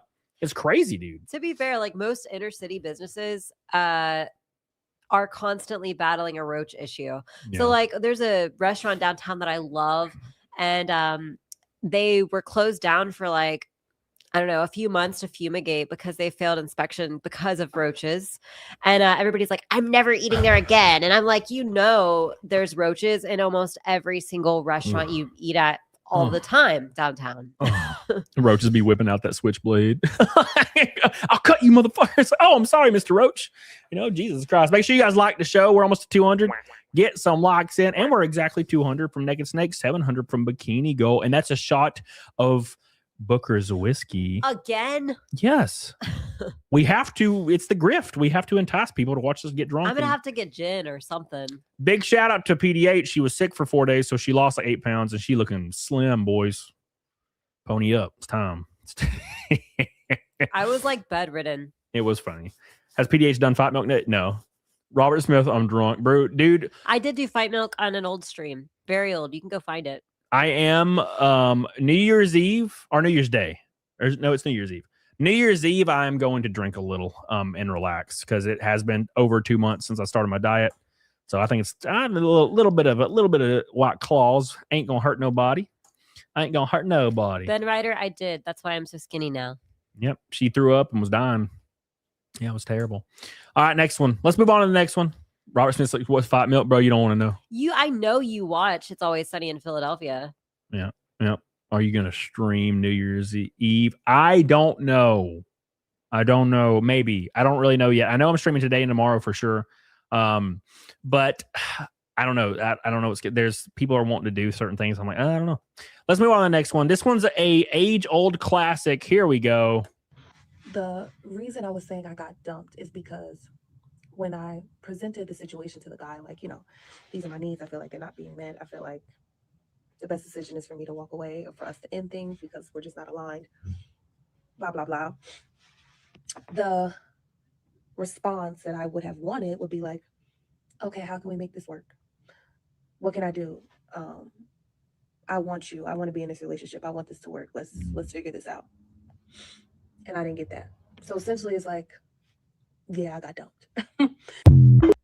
I don't understand the epidemic of women that will tell their man who probably doesn't like the relationship either, probably, right? They're obviously having a lot of issues. They've probably been through this 100 times and he's over it, right? He's already got another. If he's a good looking dude, he got a honey on the side, just how this works. And if you're like, I don't want to be together anymore. And he's like, and then you're like, wait, what? You said what you wanted. If you order no mayonnaise, extra ketchup on your burger, and I give you your gross ass ketchup burger, and you're like, where's the mayonnaise though? I'm not going to be like, you know what I'm saying? That's stupid as fuck. Yeah. Well, and it's so like emotionally stunted to continually threaten your partner with leaving. Yep. Right? Like, Yep. so that is emotional abuse. No, and I know a lot of people that do that. I know I've been around girls that my first girlfriend ever when I was 17 or 18. It's like my first girlfriend, first sexual relationship, first everything really. And she would do that all the time. She would be like, maybe we should just break up. And I was a dumbass kid, and it was the first girl I ever had sex with. So I was like, no. Right. But then we got 6 months in, and I got really tired of everything, and I just broke it off. And get the hell out my room, boy, you fluffy boy. But that being the case, how are you doing that in your 30s? Bro, I ain't got time for you to be like, I guess we should just break up. My happy ass is gone. If you're like, hey man, I think we should split up. I'm gonna move out next week. I'll be like, all right. And I'll be on Tinder with my fake profile with my sexy guy. Will it suck? But yes. But I mean, this is I think it's because women often consider eating out of the trash. They always talk about romanticizing their exes and getting back with their exes, whereas men are more forward thinking. They're not going to be like, I want to get back with what didn't work. Most men are a little bit more logical than women, and they're going to move forward, not backwards. But women all the time are dating their exes and getting back with their exes. So for them, this constant tug and pull of I'm breaking up with you. No, I'm not. To them, that's just normal, dramatic relationship behavior, I feel like. Yep. Yep. TMF squid. I feel bad for the kids of single mothers. Imagine realizing at 5 that you're smarter than the authority figure in your life. I mean, sometimes that's the case. That it is very strange to me how things that I would have thought at 14 and 15, like with a girlfriend, are things that people do now when they're in their 30s. Like petty, weird shit. Like you'll see people in relationships doing weird, petty stuff. I don't want you to hang out with your friends. It's like, why? Because you ever have a friend that's like, I'm not doing anything tonight. You want to hang out? And they're like, yeah, let me ask my wife. And then their wife's like, not like their wife's sick, or maybe their wife is at work. And they're let me ask my wife. The wife's like, I don't want you going over there tonight. It's like, why? It's like, because I just don't want you. I just don't want you to do that. Right. That's like petty shit. There are people that are adults that do that. That is the weirdest, pettiest shit in the world. Bro, I'm sure I've done this. I'll be like, hey, you want to go to the gym? And you're like, no. I'm like, all right, bye. And then I walk out the fucking door. Yeah. If you were like, I don't want you to go to the gym, I'd be like, well, too damn bad. No. Sorry. If you don't trust your partner to go to the gym by themselves, or with other people that they normally would go to the gym with, then your relationships should already be over. Like, I don't think you should be walking away. I don't think it's even has anything to do with trust. Right. It's Maybe. Control. Yeah. It's control. Yeah. It's 100% control. And selfishness. I mean, because if they don't want to go and they don't want you to go, it's because they don't want to be alone, or they want to go do something with you. Like, and they don't want to figure things out for themselves. You know what I mean? Travis, I'm going. Shit. That's me, man. I don't care. Like, I'm like, look, I'm gonna go do my thing. Like, if you can't handle your dude going off and doing a thing without you, like, because it makes you mad they're having, I guess, fun, or what you wouldn't think is fun, like, you got something wrong. You got to fucking figure that out. Control is lame and annoying, and it's extortion. It's extortion, Eric. Big shout out to Eric. Love you, baby. We are 195 from Naked Snake and a shot of Booker's. And if we hit bikini, the Booker's hits our face. Thank you. Appreciate you guys. Let's go to the next one. It says, chivalry is dead. What happened to days when men offered the women their seats on a bus? Standing on the train and look at all these men. What happened to giving up your seat for women? No man offered me a seat. Excuse me, are you going to get up? What? Are you going to get up? What? Are you pregnant? No. Are you for equality? Yes. Then fuck off. Look, dude. That was so rigged. That was rigged, but the other stuff's true. Yeah. And I'll tell you why. Because if you ever do anything, like if a woman tries to talk to me and I'm not at the gym, if I'm at the gym and I've seen this girl 1,000 times at the gym and she tries to talk to me, that's completely different. Yeah. If I'm in a random ass place and a woman's like, can I do a thing? I'm ignoring or being like, no, thank you. Because for one, I don't want anything to do with this person for them to like try to say I assaulted them or try to get me arrested or create some narrative. And not only that, there's a reason chivalry's dead, guys, and it's not the dude's fault. I can do. There's a reason why I stopped holding the door for women. Yeah, I hold the door for men all the time, but for women, I think there was like 2 out of the last 5 times. It's been years now, but like 2 out of unless it's like an old lady or something. 2 times out of the last 5 times a couple of years ago when I was holding the door open for women, like 2 of them gave me lip for holding the door for them, and I was like, "Well, never doing that shit again." Yeah. Like, and it only takes a couple of experiences like that by like the wrong women to make a man not do it for like all women. Yep. So it doesn't take much for a man to become, for anybody to become disenfranchised with doing something friendly when it bites them in the ass. Mm-hmm. Like, should I tell the story about the little girl that held the door for me? No. Okay. I won't do it. But anyways, it bit me in the ass. Yeah. Long story short, she held or didn't she hold the door for you? She held the door for me. Yeah. So this little girl held the door for PDH and she's like, thank you. And then her mom chastised her for holding the door for somebody because that's not her job and you don't hold the door for people. Basically giving her daughter the worst advice ever on the planet, making her have bad manners for the rest of her life. She was being brought up that way. And that's why like laid into her hard. Yeah, for holding the door open for somebody. And that's just how it is now. Kids are getting raised by single mothers that like they hate people, therefore they impart that on their children who then grow up to hate people. And then they obviously commit more crimes at an astronomical rate if you look at the FBI statistics, right? Yeah. So it's just a weird thing, right? What's up, JFL? How you doing, brother? My 20s were World of Warcraft. That was my teen years, man, until Halo came out, and then that was it. I played Halo. Well, I guess I bounced between them a little. Why? Yeah, why? What happens in Korea? It doesn't stay in Korea, does it? All right, here we go. Let's move on to the next one, boys. Closing in on that next thing. Make sure you guys like the stream. We're almost at 200. Spam that like button so the stream gets recommended every time we go live. We can grow this show into astronomical sizes. I know on Facebook, the shorts are doing crazy. YouTube, the shorts are starting to do crazy. Very interesting. So excited to see that. So make sure you guys keep liking that shit. It goes a long way. I know you don't want to. I know you got fat fingies. And I know you don't want to close the chat for a second. Just hit that like button. It really helps your boy out more than you probably realize. Beep, beep, beep. I've been verbally abused by over 7 old ladies for being a decent young man. Manners and genuine intention gets you places. I love all my grandmas and mamas. Yep. 100%. And they smell like kimchi. I don't even know what kimchi is. All right, here we go. I got divorced at 38 with no retirement, with no money. My name wasn't on our checking account, and my name wasn't on the deed of the house. I had a prenup that I signed when I was 24 years old, and that did not allow me for anything. That's kind of your fault, right? Oopsies. I mean, but when you're 24 and you feel like when you're immature and you feel like you're marrying the man of your dreams, you don't anticipate. That's actually wholesome to me. Because it's like she wasn't anticipating anything would go wrong. She signed the prenup because she loved him and she expected the best, and she thought that, marriage was for life. So yeah, now did she divorce him or did he divorce her? To be fair, to be completely fair, right? Here's the issue is we don't know. Right. If he divorced her because like she's 38 now and he made her sign a prenup, which means he probably had financial stability.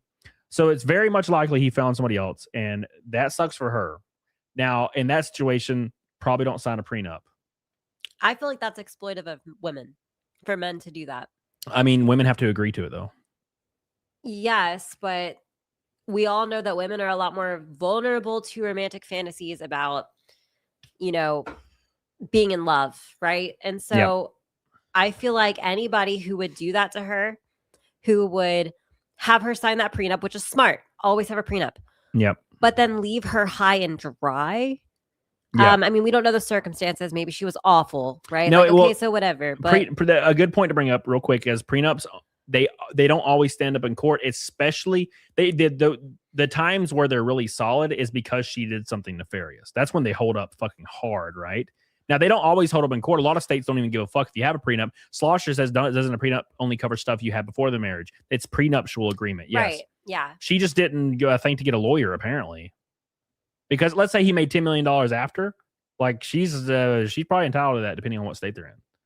Unless all of his money was going into, his mom's name on accounts. Yeah, stuff like that. Like, men do that a lot nowadays, which also goes on to say, like, that seems very nefarious on the man's part there. Yeah, but she has to agree to it, though. Yes, I'm just saying, I think in a nice world, no guy would be married to a woman for 10 years and then, like, the prenup's there. It's good. Yep. But still don't leave her high and dry. Like, I don't disagree, right? If I made $100 million and there was an amicable split, yeah, I would break off like a little bit. Now you ain't getting half that shit. It's stupid. But yeah, right, you're gonna be set up. Yeah. Michael Nair, what's up, buddy? How you doing, buddy? I hope you're doing well, man. Welcome back to the show. Tiffany on Rumble with a $10 Rumble rant. Oh my God. Says, hi, Cody. Hope you had a Merry Christmas. Well, I just streamed Tiffany. I was here. Yeah, I don't really do the Christmas thing just because, not in a good place to do it, as far as like family, don't really do. But at any rate, thank you, Tiffany. I appreciate you. I love you. We're getting closer to Snakey and a shot of Bookers. Thank you guys. I appreciate you guys so much for all that. You guys are awesome tonight. Thank you for all of my love. I saw Sean in the chat. I didn't say hi to him though. He's a bitch. Appreciate you guys. Thank you. Love you. We're so close. Somebody in the chat asked what a prenup is. So, to explain what a prenup, it's called a prenuptial agreement. What that is if you go into a marriage contract with a woman, it's usually on the man's side because, finances is part of this. Women can do this too, but A prenup is when a man has $100 million or 100,000. It doesn't really matter, but usually it's higher amounts of money. And they don't want to lose that in a divorce that could happen. So they sign a prenuptial agreement that the woman has to agree to, where if they do happen to get a divorce under certain circumstances, that money cannot be touched before marriage. Everything after is fair game, but before a marriage, everything that man has acquired, assets wise, cars, finances, company, like stocks, whatever have you, it cannot be touched. But there is a lot of states that it doesn't really hold up. There's a lot of parameters there. And usually, like I said earlier, if a prenup, for them to be extremely solid in court, a woman has to do something a little nefarious, like commit adultery during the marriage. Then she's fucked. So I think the only time that, generally what you're talking about on average when a prenuptial agreement is not honored, it's usually if it's seen as egregiously unfair. And so it's hard to say. Yeah, they don't hold up a lot, Shaquille Oatmeal. They don't hold up a lot in court. That's the thing, is like a lot of people are like, oh, I got a prenup. It's like, well, this stuff's not always the case. It doesn't really always work out that way. I think it's pretty rare that a prenup does not, for the most part, protect the person that it's for. Well, I mean, I'm pretty sure there's a handful of states that almost never honor them. It depends on where you're at. Like Alabama, for example, is probably one of those. Michael Nyer with an orange. Alabama's not even a Commonwealth state. Commonwealth? Yeah. Hold on. It's called common marriage. Okay. Okay. Well, Commonwealth. Yeah.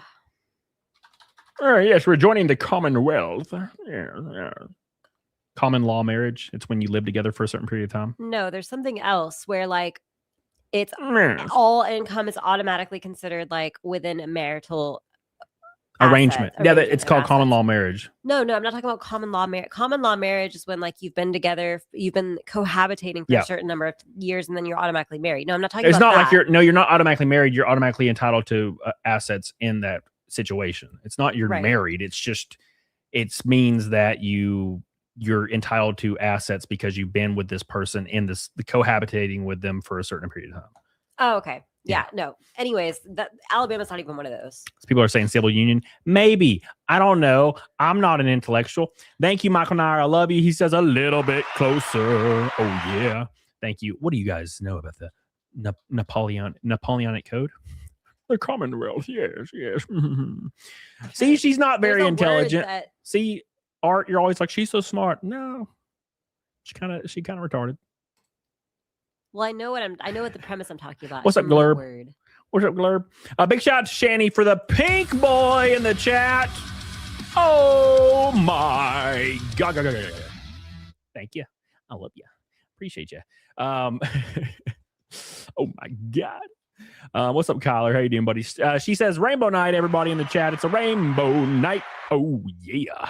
Thank you so much. I love you. I appreciate you guys are so good to you, boy. That puts us at 385 or 115 from the Shot of Bookers and Naked Snake, extending one more show and even that much closer to a bikini show with the delicious second shot of the books. Thank you, guys. I appreciate you guys. Get the hell on it, doggone it. I appreciate you, Shani. I love you. Thank you. Look at Ashley coming in. Common law marriage. What's up, Sean? I called you a bitch earlier, Sean. I don't know if you responded, but anyways. You bitch. Thank you. All right. Make sure you guys like the stream. We're 40 away. Hit that like button. Stop being a itch. Get on it. Anyways, 3 of the 4 states I lived in were Commonwealth states. Never again. What the hell is a Commonwealth state? See, I think I just used the wrong terminology. Well, now I want to know. I feel like I've definitely heard that term. I've heard Commonwealth. Before. It just that's always sounded like an English word. Yes, and to go and become a So, community property states consider all assets acquired during marriage as jointly owned by both spouses. But Alabama is not. It's called equitable distribution, which means that the judge takes into account the effort that went into things, like who had a hand in what, who took out the debt. Yeah. That makes sense. Yeah. Yes. All right. Anyways, let's move on to the next one. Appreciate you guys. We're closing on in, moving on up to the east side. Here we go. So we got a girl here. What is she gonna say? I'm so excited to see. This boy I broke up with, I don't want to be with him. He made me miserable for months. He just released me. Basically was like, hey, loving you was the best thing ever. It changed me. I'm sorry I couldn't like be better for you. So basically he gave up, which is what I wanted, but now I'm like, you gave up on me. Why couldn't you just be better? I gave you all the fucking instructions, but I don't even want him. He's not gonna be my husband. ChatGPT told me that. She seems like she understands what's happening, but it's like, I want him, but I don't want him, but I want him, but I don't. Like, she's struggling with that weird internal female conflict. I think she wants the version of him she either knew he could be because maybe he's shitty, or wanted him to be because she's living in a fantasy world. Yeah. Yeah. And that is frustrating. Like, I mean, like every time you're in a relationship, you're going to have things about your partner that you wish were like a little different or a little better, or like, you know, like they did more things like this or that. And like, that's totally normal. But in her case, I feel like obviously they weren't compatible. And she was like, I just wish he would be fucking compatible. Yeah, I don't know, man. It always strikes me as really strange when I see these things, because women just have so many options, man. Especially if you're like reasonably attractive or almost even average, you got so many options. Like, why are you hung up on? And you know what it is? Because we're romantic. Sure, but you know what it is? They're hung up on like the worst dudes possible. That's what it is. They're hung up on the guy that's like, I want him to change and be better. But would you still love him if he changed, or would you still respect him if he changed for that better? Because I think you like, some people just like the chaos, man. Maybe. I think they also like the vibes, but they don't like the characteristics that come with said vibes. Like, exactly, yeah. It's like, I'm scared of him, but that excites me. I don't know, man. It's a weird thought. I'm a guy, so it's thuggy. Oh shit, he acts thuggy. Like, I'm a dude, so if I'm like, I don't like you, or I don't like a lot of things about you, I'm just like, okay, I'm just gonna not be with this person. It's really easy for me. But like, apparently all these girls, it's so hard for them to like reconcile in their mind. It's like, I hate this guy, but I don't want him to leave, but I want him to leave at the same time. Like, I don't know what's happening. I don't get what's happening. What's up, Big Mike? How you doing, buddy? Palmyra, what's up, buddy? Palmyra. Oh, yeah. Cake and eat it too situation, Lesser Logic. You ain't lying, baby. You ain't lying. Cake and eat it too. You know what would be cake and eat it too? If you like my stream. Thank you. Hit that like button, you bitches. We got 250 people watching. Hit the like button. Stop being a bitch. This one's going to be interesting because I actually don't know your opinion on this. This is why I bookmarked this. Tristan says, how much the snake? $115. I want to know your opinion on this because I think I have a reasonable opinion or a real opinion. What is your opinion on this girl right here? Here he comes. He went outside of Pop Squat and he's back. Meh. That sumbitch. All right, here we go. So here we have a girl that looks a little wild. Let's see what she's saying. No one warned me that if I moved to the Central Valley, California, that I'm not going to get a job with piercings and hair color. And that I'm going to have to remove them all if I want a job.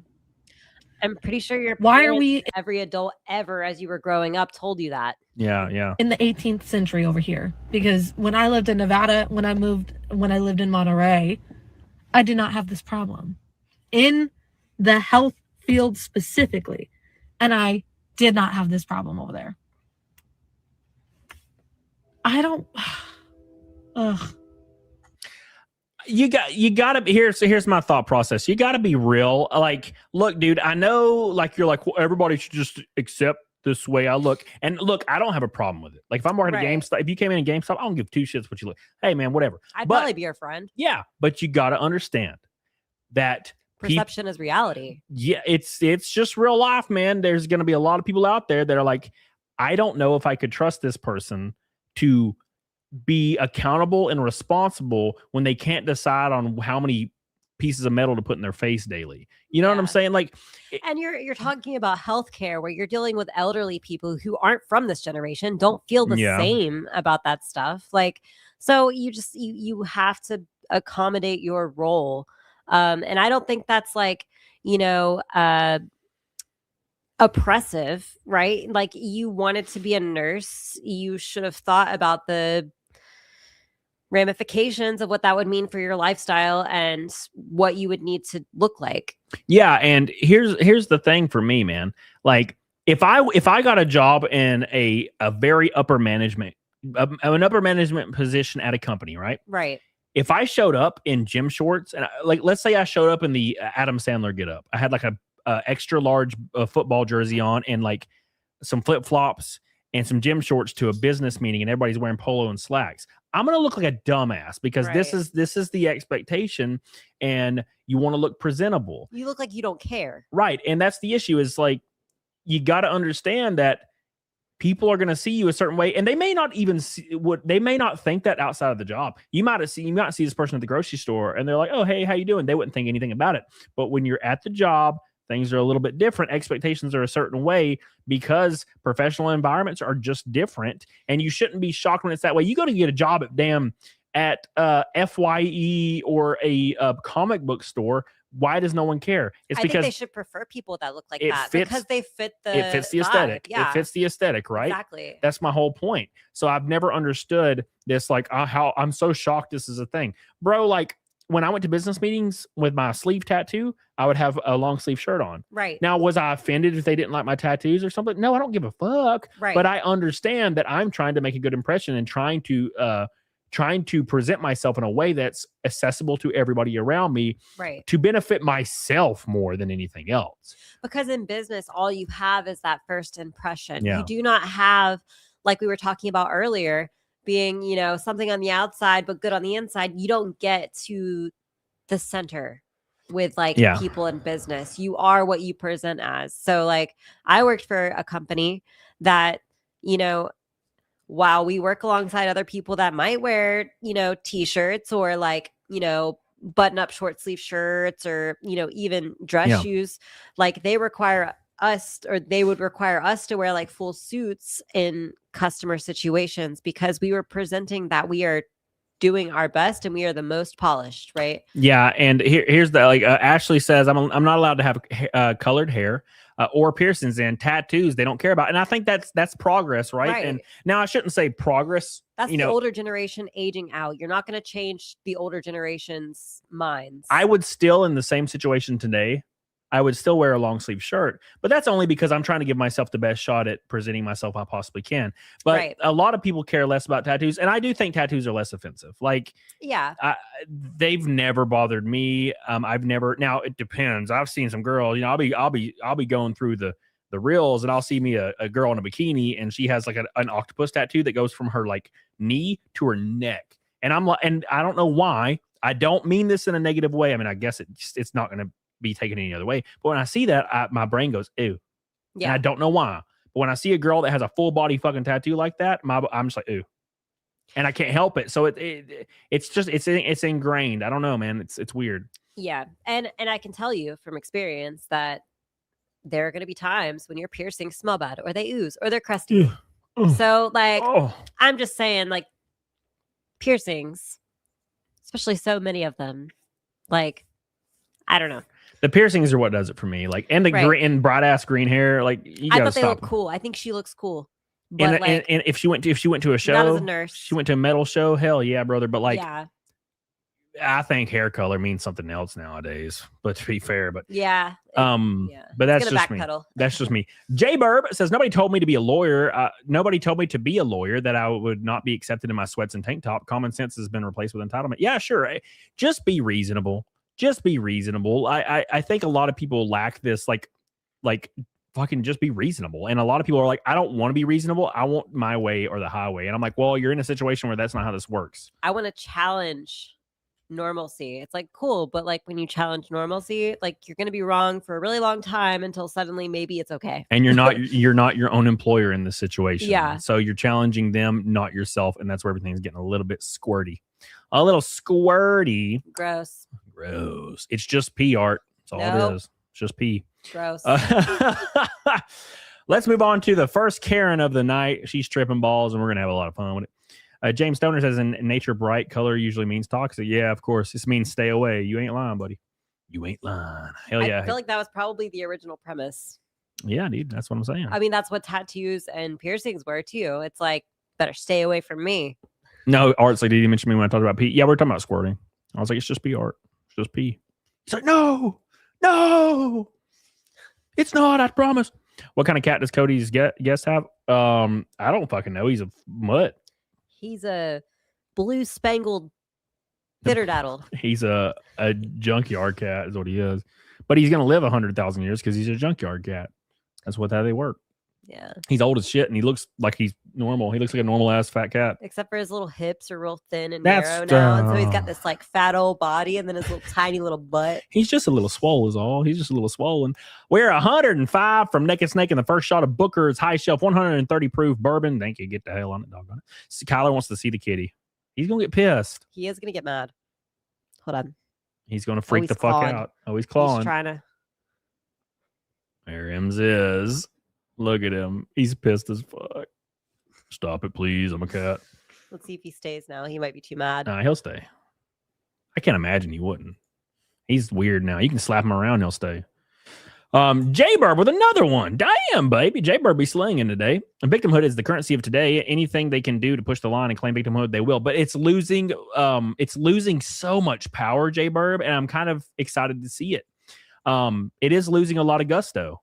People are not able to profit on it as much as they used to. Man, back in the day, back 10 years ago, holy ball ass, man, were people making money off that. But now it's lost a lot of its luster. People, they see victimhood as how it should be perceived. Now, there are some legit victims out there for sure, but victimhood in its entirety, like profitable self, people still try to make profit off victimhood. And it's now seen how it's always been seen in normal society where it was dog eat dog before like modern society with medicine and PC culture and stuff like that. It's looked at as pathetic. Yeah. And that's a good thing. It's a good change. Victimhood inspires what? Pity. Pity because why? Like, I don't understand people wanting things to be wrong with themselves or like to be in a position to be a victim because it's a you problem at the end of the day, always. Whiskey Sour says the problem with tattoos and hair have been co-opted by people who wear some badge of radicalism, but they don't know the first thing about punk. You know, it's like lame. I'm sure you've seen the meme, but like people will be like, you know, it's not punk if it's racist or Nazi or fascism. And it's like all these rules. Like you can't, like, there's all these rules about being punk. You're not punk if you're any of these things. And I'm like, I feel like we've lost the meaning of punk. Yeah. Punk used to be anarchy towards everything. Yeah. It should be anarchy towards control. So if you want the government to control you more, you're not punk. Control me more, daddy. Yeah. That's what they want. More control, more. Please give me more. You know? The most punk thing is the like no step on snack. Yeah. Like don't step on me. Don't walk on worm. Yeah. Mm-mm. I had another one. What was the other one? Don't. Fuck. What was it? Doodle on noodle? I don't know. Something like that. I had a bunch of them. I came up with a bunch of those one night. I think we were just laying in bed and like yeah, we just kept saying them back and laughing. forth. Yeah, we kept making them up. And then we talked about worms for like 3 hours. Worms are interesting. So are ants. No, that was a dream.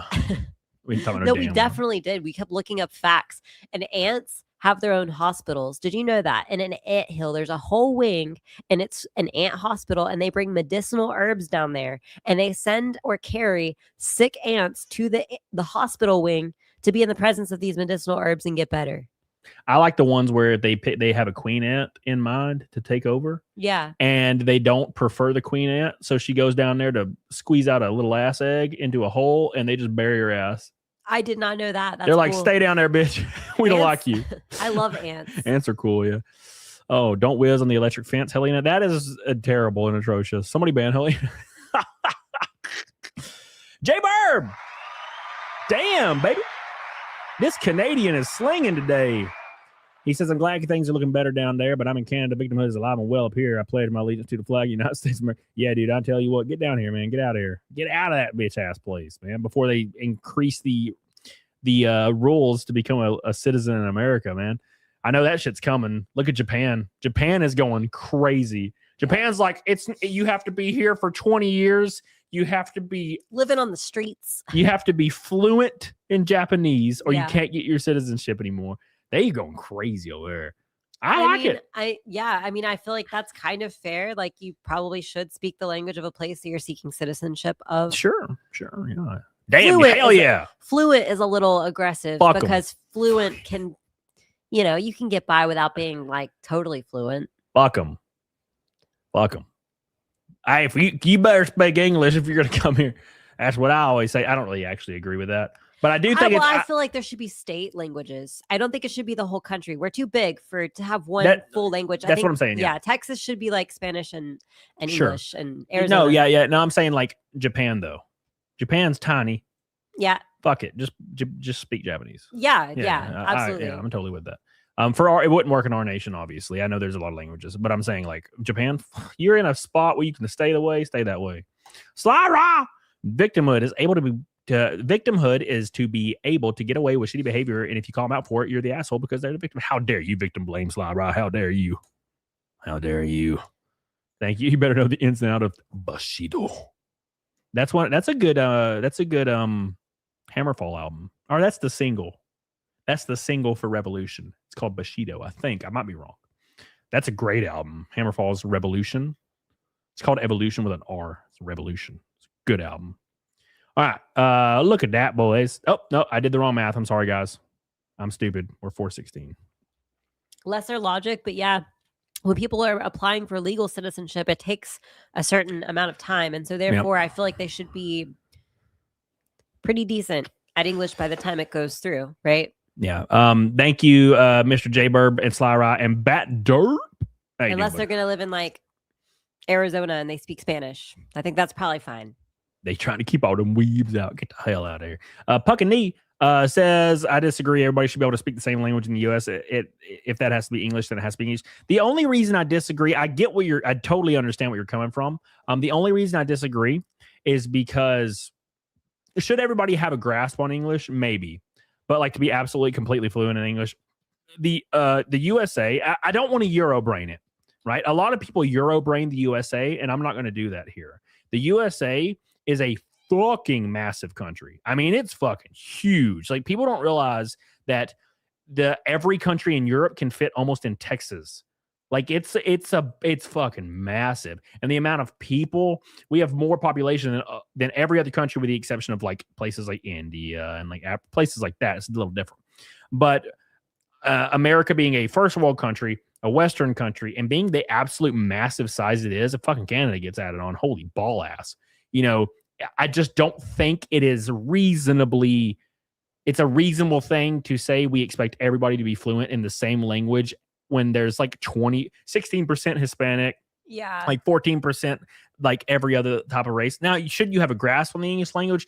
I'm right there with you, but being completely fluent, that's wild. That's wild. You know what I'm saying? And to that point, it's like every state is a different world. And also this goes back to the reason states should have more control over their laws than the federal government. Sure. Yeah, sure. Anyways, thank you. Appreciate you. Somebody had said something. Purple Cassius. Yeah, Purple Cassius, you're right. I'm talking about like the European countries that people talk about when they're talking. We're not talking about Eastern Europe. You know what I'm saying? Like we're talking about like Italy. Yeah. The UK, Scotland. Like you can go on a European tour and like in 3 hours go between 4 different countries. That's what I mean. Like it takes 14 hours to drive through Texas, right? That's what I mean. PS2 Chopper with 5 gifted memberships. Thank you, buddy. Hope you're doing well, buddy. I love you. Thank you, buddy. I appreciate you. We are 84 until the first shot of Booker's and the Naked Snake has been achieved. And then we're on our way to the second in a row bikini and another shot. A couple red boys and your boys are there. Thank you, boys. Appreciate you. All right, let's look at the Karen. It's time to see what the Karen has to say. What is she doing? This random woman approached us. Get away from my car. Come on. Get away from my car. Really, you? Boy? Get out of your car, boy. Son? Go somewhere, crazy. Is she being like racist? I think she's being racist right now. No, I'm not crazy. Get out of your car now. You don't yeah, want me to eating your McDonald's? You don't Get want out me of to your go car, outside. asshole. Get your order straight.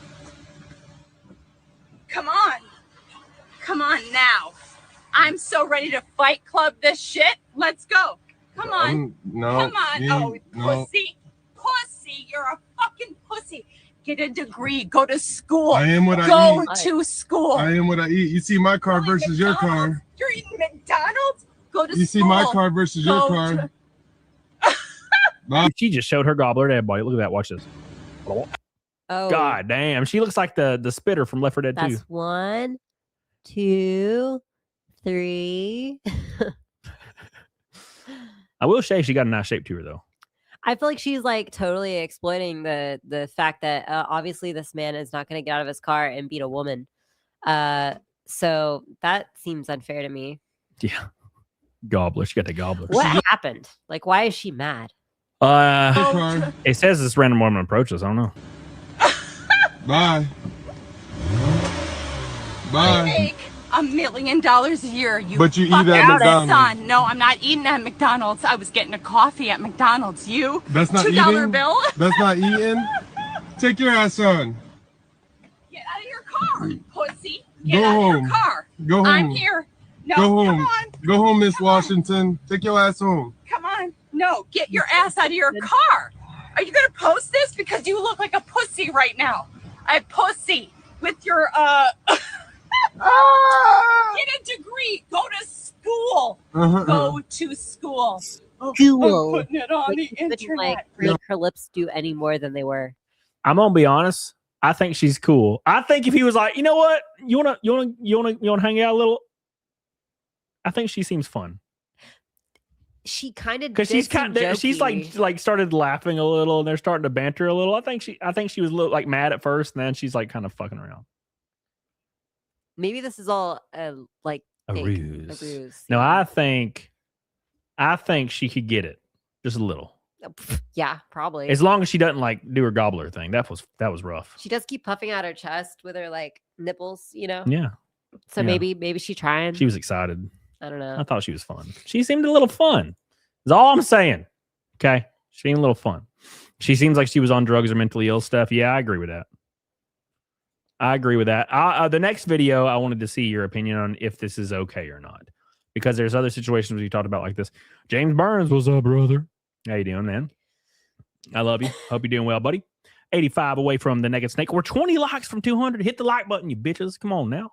Hit it. Slap it. Kiss it. Love it. Taste it. Bop it. Thank you. Twist it. Cam, when gym chicks get to pump on and start nipping out hard, do they get pumped? Do you get nip pumps? I don't think you get nip pumps. My nipples are always hard. All right. Anyways. I don't know. All right, then. No, I meant like, I don't think a nipple pump, like you doing some bench press, your nipples, I don't think that's the thing. I don't ever have nipple pumps. You know? Nipple pump. I don't know. Look how big my nipples are. They're so pumped right now. At the end of the day, all these Karens, what the fuck does acting like some edgy middle school bully at 40 years do? Like, what benefit do they get out of it? I think they just enjoy it.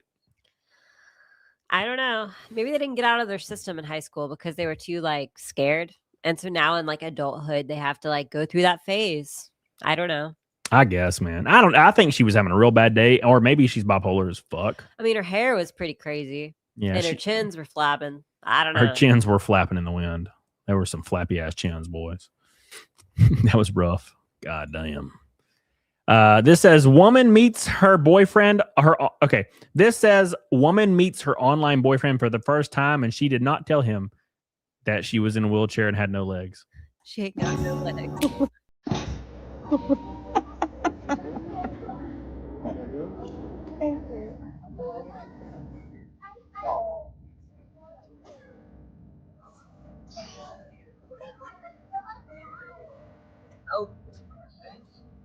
I don't know. She's way too pretty for him already, though. I think it's fine. Now, look, I would probably like, let's be reasonable. Probably disclose this, but like, still, like, Definitely disclose it. definitely disclose it. But still, he looks disappointed. Well, of course he does. He did not sign up for Lieutenant Dan. Yeah. I mean, he probably has all these questions too, right? Like, I would be excited. like, can she feel her vagina? All right, listen. You know, Oh, no, like, God. That's not what I'm not even. I didn't even think about that. Look, I mean, that wouldn't be one of your first thoughts, like your first worries, like. No, sure. But I'm saying if she had no leggies from like the knee down or like the thigh down, or like the lower thigh, right? Oh, like she has no legs. I No. thought she was just crippled. Not No, she has no legs. No, she had no. It says she didn't have legs. I'm saying if I like vibed with a girl and she was literally gorgeous, had a great body and stuff, and for one, I'm not flying to you. That's fucking insane. But for the case of the argument, and I flew to you, and you're sitting there looking all adorable and stuff, and you're in a wheelchair and you ain't got no legs, like from the like lower thigh down, I would be like, well, fuck it, let's hang out, let's see how this goes. That's what I would do. You got like a savior complex, which plenty of guys do. So what? Yeah. What? You literally said last night that I don't have enough empathy. I don't need saving. That's always been the problem. Oh, that makes no sense though. Anyways. Okay. All right then. Just gonna say some bullshit in front of God and everybody. You're always like the cute little helpless like women are your like you always are like they're so cute. Like how many freaking midget women do you follow on Instagram, sir? For one, they're called little people. What the fuck's wrong with you? That's fucked up. And also two, I don't want to save them. I don't know. I don't want to save them. I just think they're cute little stubbies. Did you or did you not message the girl from that show? Don't say the name of the show. Stop. Fucking stop. I thought she was good in the show. Okay. All right. Anyways, fuck you. Just goddamn now. Well, I don't know what's off limits. All the secrets in front of God and everybody. Secrets. Oh my God. Didn't you message that? That's how serious you think it is. It's a secret. That's pretty funny. I forgot about that. Okay. I was 3 claws in. So anyways, Slosh just says, dude, just decide to roll with it.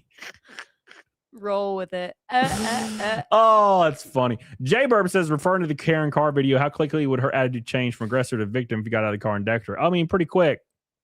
But I also think, now here's my theory. I don't know what you know, but she was kind of, there was some like natural banter. Like in the middle of it to the end of it, where they were fucking back and forth, and they were like laughing, and they were laughing back. And she was like, kind of smirking and stuff. I think if he's like, get in this car, I'll tear you up. I think she'd been like, all right. She was acting out because she just wanted a spanking. That's what I'm saying. Thank you, Jay Burb. I love you. I appreciate you. Sly Rye. If she's hiding not having legs, what else could she be hiding? A penis. She does have one leg. No, not a I've good. Got off the rails. Not a good foundation of trust. He has every right to be upset.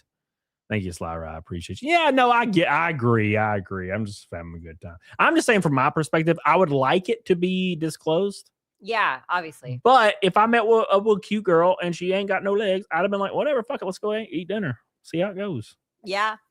I don't know if I push you around the rest of your life, but I'd probably tug and pull. It depends. She might be the coolest girl on the planet, though. I mean, but to be fair, it is kind of the equivalent of being catfish. So, like, how long did they talk? Yeah. How much money had he sent her prior? Yep. Because, like, she, I don't know. Women nowadays. We just watched that real last stream about the woman saying she was owed for going on a date money for her makeup and whatnot. Anyways, how much money did he send her? How much time did he spend talking to her? How excited was he? How much did he spend on the plane ticket? How many days did he take off work? And then, like, that's kind of a big deal. I don't know. That's kind of a big deal. Yeah.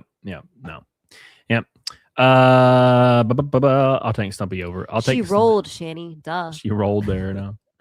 No. But to be fair, I do like little people. I think they're cool. Yeah, absolutely. I love little people, man. Yes, I follow a lot of little women on Instagram because they're adorable. There's this one that she has like your face. And by your face, I mean she's like a cute blonde girl. You know how like dwarfs will usually have a similar like kind of face structure? Yeah. She just looks like a normal ass like girl that if you just saw her face, you would think that she's like 5'6", but she's like a little bitty thing. Yeah, she's like 30, but she's a little bitty thing. And I'm like, oh, adorable. I think it's cute. I like them. I feel like they're like, they probably have like a huge following of men that, find them attractive. For sure. Yeah. They want to see some poking. J Burb, I don't think that was her bantering. I think that was her default fill-in sound while her Pia, but brain was trying to think of something else to say, and then she just repeats it. I don't know. That's just a vibe I got, Burb. That's just like I got a weird vibe that like they were kind of like vibing a little. That's all I'm saying, Burb. That's all I'm saying, man. Come on, cut me some slack. Cut me some slack. Thank you, buddy. I appreciate you. Who do you want me to be? Thank you, man. By the way, we are 60 from Naked Snake in the first shot of Booker's High Shelf vodka. I mean, no, fucking bourbon. Sorry. Ugh, fuck, that would suck. No vodka. No, thank you. No, thank you. I picked the right time to see PDH exposing Cody's messages. Everybody knows about my love of the little people. Come on now. Everybody knows already. Me and Chokeout talked about it on the Jack Show like 3 different times. It is a funny story. I do like them. I think they're good. I've said that before. Like I've been like, I want to smash a little person. just for science. Oh, this video is fucked up. I'm excited for this one. Currently cutting slack, Mr. Burb says. Thank you for the gold, boy, Mr. J Burb. Oh, well, I appreciate you. At least he's being real with me here. I'm cutting you slack. Okay. All right. I'm sorry. Okay. Forgive me. Okay. Your reaction was deep. It's because it was funny. That's the point. You gotta ham it a little. When will you pivot to dwarf tossing as a profession? Okay. All right. Matt all day had a great point. What was the point? She said, "Your reaction makes it sound like it's your deepest, darkest secret." It does, yes. Yeah. It's funny. Yeah. We've had in-depth conversations about the little people. Yes. We always do. We do. They're great people. They're great people. They deserve love too. All right. Here we go. Oh, we're 50. We're 50 from Naked Snake. Oh my God, we're right there. Holy balls, boys. Holy balls.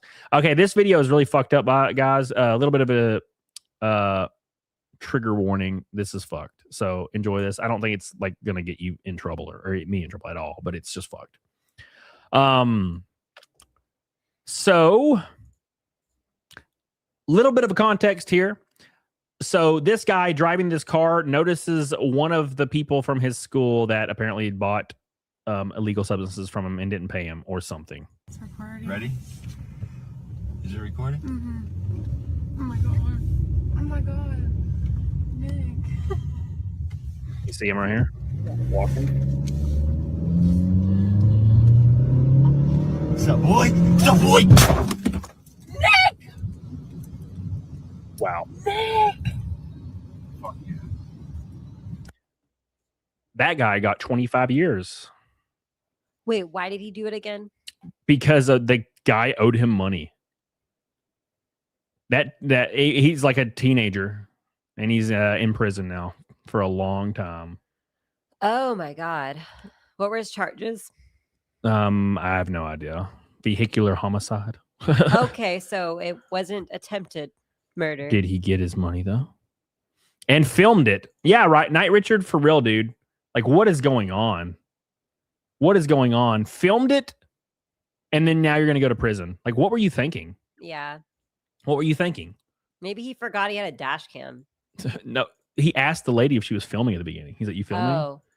So he could post it and be like, this is what I'm going to do you if you owe me money on my Facebook. Oh, wait, I'm going to prison? Yes, sir. You can't kill people. That's actually against the law. Surprised you just found this out. Sushi is drooling on my hand. I see him. He is deader than hell. Well, why didn't he pay him? Why didn't he pay him, though? God, what a dumbass, boys. What a dumbass, man. This is crazy. Did dude live? I don't think so, Glenn. I don't think so. At any rate, let's move on to the next one. Big shout out. Straight to prison. Do not pass go. It would have been premeditated. Like, is there such... Oh, so attempted murder. Does it get worse or better if it's like attempted murder? But well, okay. So if anything's like thought through and premeditated, it's first degree, right? So like assuming the kid dies, right? That's first degree murder. he asked if she was filming. So obviously he intended to 100%. hit him with a car. Yeah, like he doomed himself in every way possible with everything, the evidence that he provided himself. Right. Like it's the dumbest thing you can possibly do in life. It's like, are you filming? Here's my first degree murder. He might as well just said it. I'm first degree murder, and here we go. Yeah. Well, see, if it was first degree murder, I feel like it would have been more than 25 years, right? 25 to life, yeah. Okay. I mean, that's like, I guess that's what you're going to get most of the time. Okay. The parole is the plea deal is going to give you parole or not, or the possibility of parole or not. Maybe. I'm not a lawyer, but It's crazy. I saw that emotional, Chad. Yeah, a guy ran somebody over. Premeditation can happen in seconds. Oh yeah, for sure. You don't. It doesn't have to be like they find your blueprints like in your house. It's just like if you're like, I'm going to kill this guy, and then you kill the guy, it's first degree right there. Yeah. Well, I guess if he stalked the guy, then yeah, it's premeditated for sure. It could be hard to prove. Yeah. That something's premeditated depending on the circumstances. It could be not in that case. Right. That was just like cut and dry because he's like, "Are you filming?" He might have had like some wiggle room to say like, his foot got stuck on the. He could have said something. Yeah, right? yeah.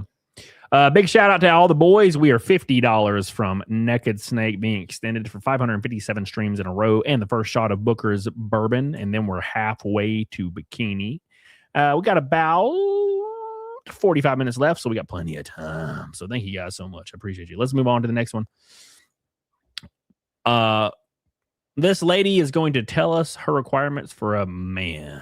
These are the requirements that you need to have in order to date me, a single mom of 3 kids. Number 1 is that you need to be making at least $130K a year, and you need to have at least 2 side hustles. If you cannot make $130K or more, that this is just rage bait. Oh, I'm sure it could be. But she also looks like the kind of lady that would believe this. then you are out of my league. How do you expect to give me money for my kids? I agree. They're definitely out of her league. If that's She messed up there. Yeah. They're definitely out of her league if she requires this. Just saying, man. If you only make $50K a year. Second is I don't date men that are younger than me because for obvious reasons. So if you are 26 and over, then you qualify. 26 to 35 is the age limit. Okay, I feel like 35 is pushing it because they look old as already. Oh, I'm 26. I'm a baby. So yeah, you have to have at least 3 cars under your name. Your second car has to have 8 seats because I have 3 kids. Oh, I want them to be comfortable whenever we go with you on a trip or something. You want me to come with you? I'm going to bring my kids. I guarantee you that she's not going to get this dude. No.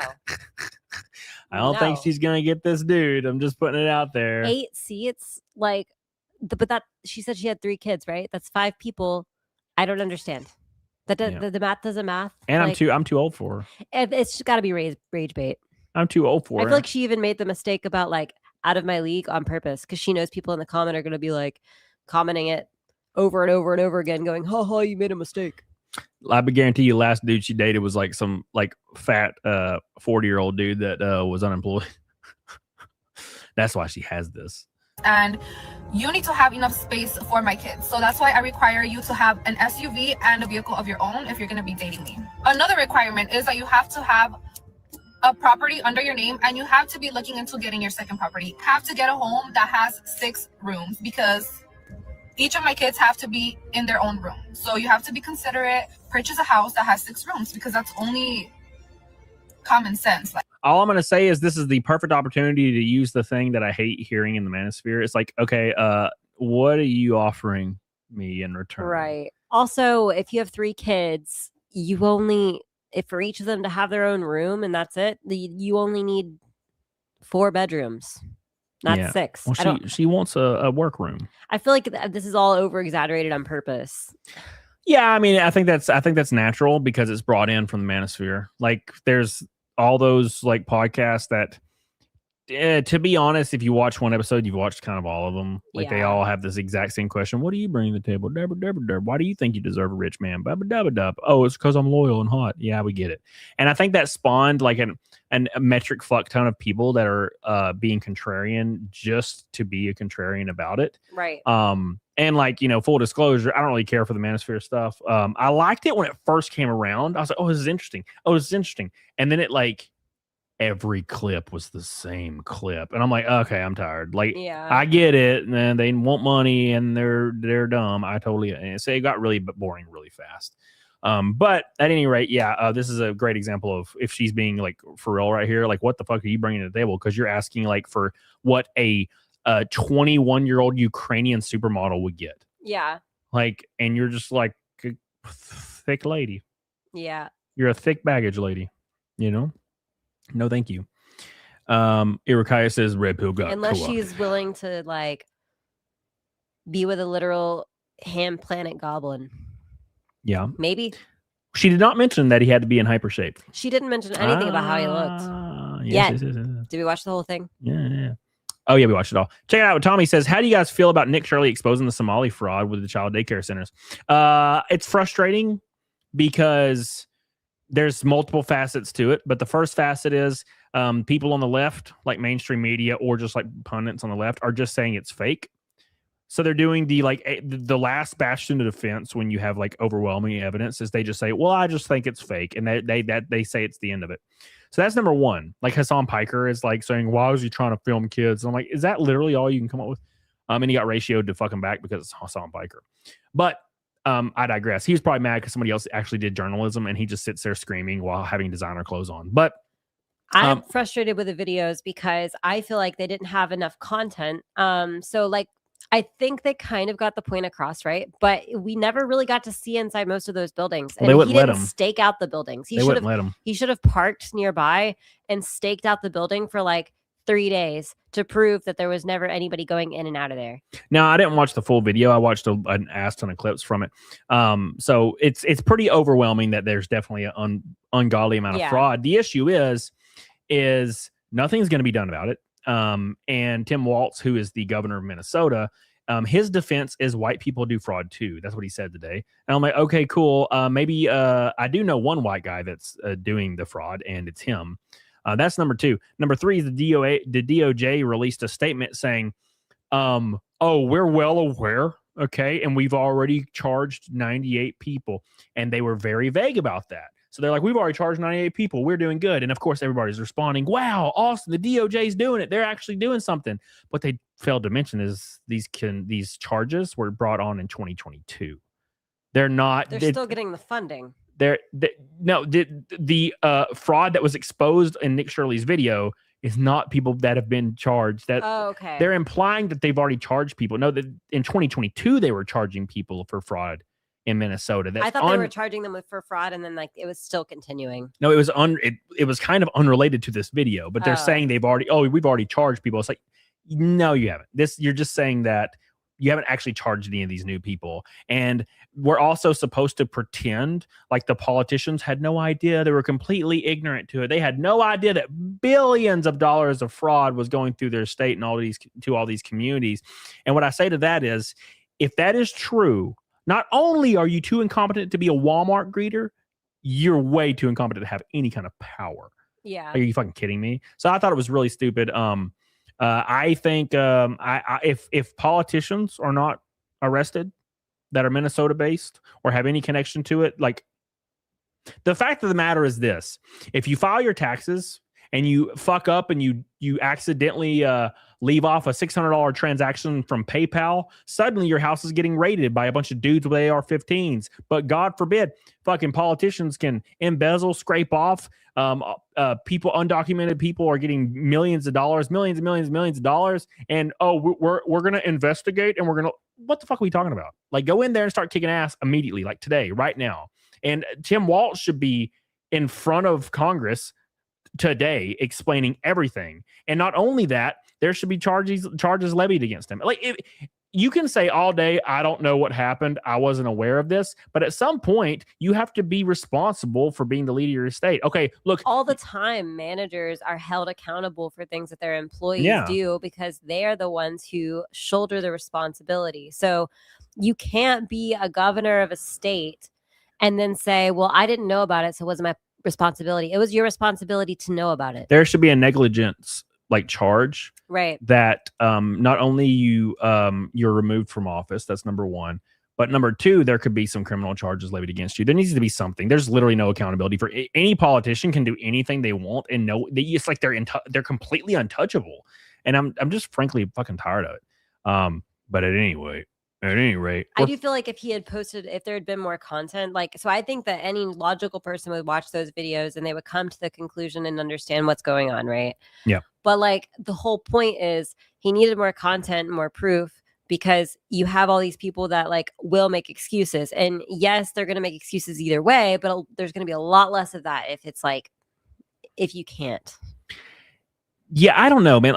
I'm thinking to myself, I don't know, man. It's just a frustrating situation, and everyone, I know there's going to be a number of people. It probably won't be as high as I'd like, but I don't know how the government, and I'm saying the government as people in government, governors of every state, local governments, federal politicians, how they can look a citizen in the eye and say, you better pay your taxes in February. Like, we have all this fraud. Everybody knows we have all this fraud, but you better pay your taxes in February. Like, Trump released a statement today saying he estimates everybody's tax returns will be $1,000 more, coincidentally, a week after this video came out. And I'm like, oh, we're just going to let you know your tax return is going to be a little bit larger. You better file your taxes, brother. And I'm like, it's the age old like proverb, right? It's like, we know you're lying. Yeah. You know, we know you're lying. Yeah. You know, we know you're lying, and you still lie. That's ultimate power. Yeah. Ultimate fucking power. I don't remember who said that, but somebody in the chat will probably know. Like, it's terrifying, and they just don't give a fuck. We're in a weird place where they know that they know the vast majority now of Americans. That video has been viewed 150 million times. There's only 340 million people in the US. Let's just assume it's all US based. Almost half the population has seen that video. Like, the vast majority of people understand there's massive amounts of fraud that are completely levied on taxpayers in the country. And the government is unironically like, you better pay your taxes, brother. How the fuck can you expect people to have any confidence in you? Like, the approval rating is already so low for these people, and you expect us to willingly pay taxes? And guess what? 20 million people might not. 30 million people might not. 40 million people may not pay their taxes in February. And they're like, fuck you, we're rebelling. And then the government's going to garnish their wages. Yeah. There's nothing you can do. Like, we went to war over a 3% tax, and now we're sitting here. If you combine local, state, federal, and property tax, and let's not even include sales tax and other things like that, you're paying over half your income to the government for my roads and my schools, because they don't want you to have any kind of understanding where that money is actually going. And it's frustrating. And if I was Trump, which I don't think he has the power to do this, but I wish he did. If I was Trump or the administration or people on like Republicans in office, or even fucking Democrats, this should be bipartisan. Like, they should be like, look, we're going to put a year aside to fix this fraud, and we are going to not levy taxes for 2026 on people. Right. So you don't have to pay your federal income tax this year. And then states should follow suit, but you don't have to pay your federal tax this year and until further notice, until we get this fraud rooted out. But they're going to smile and nod and put a gun up to your head and say, pay your taxes. Right. Even though we know that it's at 90% of it's probably going to fraud, probably more actually. $30 billion $30 trillion in debt, the vast majority of it probably fraud. And they're like going to say with a straight face, with a gun up against your temple, pay your taxes. And it sucks. That's where we're at. We are 53 until Naked Snake and a shot of bourbon with about 20-ish minutes left. Don't forget it. Oh, no, we're not. We're 47 because Tiffany just came on Rumble with a $5 Rumble rant saying the campaign starts now for 2028 for Cody for president. I am old enough in 2028 to run for president, but I have $8, so I don't think I'm going to be able to win, unfortunately. You know how it works, brother. Yeah, you got to have a little bit of couche. Nah, if I ran on like completely dismantling everything, nah, my ass wouldn't make it to the finish line. Did Harambe get any votes last election? I don't think probably. D's Nuts got an ass ton like in 2020 or 2016. Fucking D's Nuts. It's hilarious. D's Nuts in like one of the primaries got 16% of the vote or something, or 14%. Oh my God. They like wrote in fucking D's Nuts, like unironically. It's good times, because people just don't care. They're checked out, man. They're fucking completely checked out. Purple says, could probably just stop paying to the tune of 40% of the working population. They've not had enough hands to garnish everyone and cripple the IRS system. Yeah, sure, but the government's going to get their coin. The government's like the mafia, man. They're going to get their fucking money. They'll run over you with a damn car like that last guy. They don't give two shits, brother. Don't give two damn shits. 47 away from Naked Snake, boys. We're so close to the first shot of bourbon. Let's go. Let's watch this one. This one's kind of startling right here. Let's see what happens. Oh, these kids are tangling. The coach separated them. Oh, my God. I guess we know where he gets it from. Oh, my God. His dad. You could tell immediately where this kid got his I'm gonna fight people mode and assault people because his dad is leading by example. The coach just restricted the kid away from the other kid, and his dad goes there and fucking knocks him out. What are you doing, brother? What are you doing? We know where he gets it from. Damn, son. Sad, man. Yeah. It's sad. Jay Burb, I agree with you, man. I completely agree with you. It's a sad time we're in, man. It's a sad time we're in. But that's just where he is, man. This is interesting. This will be a fun one. Make sure you guys like the stream. We're 7 likes away from 200. Get on it, dog on it. So close. So close. Big shout out to Shani. Big shout out to Jay Burb, Sly Rye. Jay Burb's been slinging. Michael Nyer, Squid, James, Mr. Dana Robertson. Appreciate you guys so much for all your love. Of course, Shani and Slosher and Ben Dykes, all my boys. I appreciate you guys for getting us this close to the snake on a Monday. Here we go. So this one's going to be very interesting. This is going to be a spicy one. So let's let it happen. Here we go. Why are y'all asking my 2-year-old at a pediatric appointment what gender she is and what pronouns she prefers? She doesn't even know her ABCs. Don't you think that's kind of insane? That is absolutely insane. You even asking a toddler what their name is hard. Yeah. Like they don't always reply. That's just straight up indoctrination at that point. Yes. Like literally. you're trying to because now that little kid that's 2 years old, maybe not right now, but if they were 3 or 4, are going to ask, what does that mean? What is that?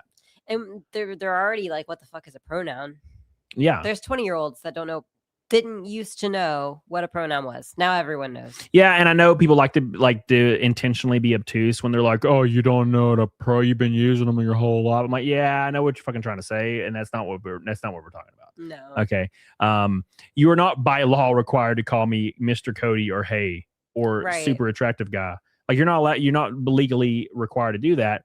And that's what the thing was. It was the whole conversation was, well, we need to legally force speech to happen, right? Because when you ask people, because there's always this thing that's like, how many we just want equal rights. It's like, okay, well, name me a right that you don't have that you think everybody else has. Right. And the answer usually is the right to exist. What does that mean? It's a very vague statement. What that means is I have the right to be respected, and you have to affirm me and use my correct pronouns. And if you don't, you get arrested.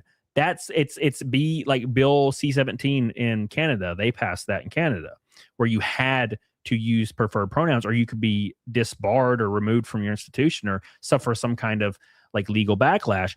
The U.S., obviously, we have the First Amendment. That's what they wanted. They wanted that, and not only that, they wanted health insurance to pay for gender reassignment surgeries, and they wanted children to be able to get on hormones and get operated. Those are the rights that they are saying they want. Those are not rights. That's my point. Is like, what rights do you have that I don't? I can't go to the doctor and request my leg get removed. They won't do that. Right. I don't have the right to be affirmed as like a pirate or Blackbeard. They won't do that. I don't have that right in this country. I also don't have the right to give my kid steroids at 10 years old because I want him to be fucking jacked. That's illegal. But he thinks he's a bodybuilder, so I'm going to give him steroids at 10 years old. I don't have that right. Right. So why do you think that you need what? And the whole point is, the right to exist is I want more rights than you.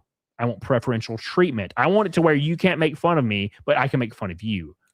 So look at what thinking plastic surgery is a right has done to people, right? So look at it on something that's already happened. So it used to be before plastic surgery, you had to undergo like a psychological evaluation to ensure that you didn't just have body dysmorphia. Sure. Right.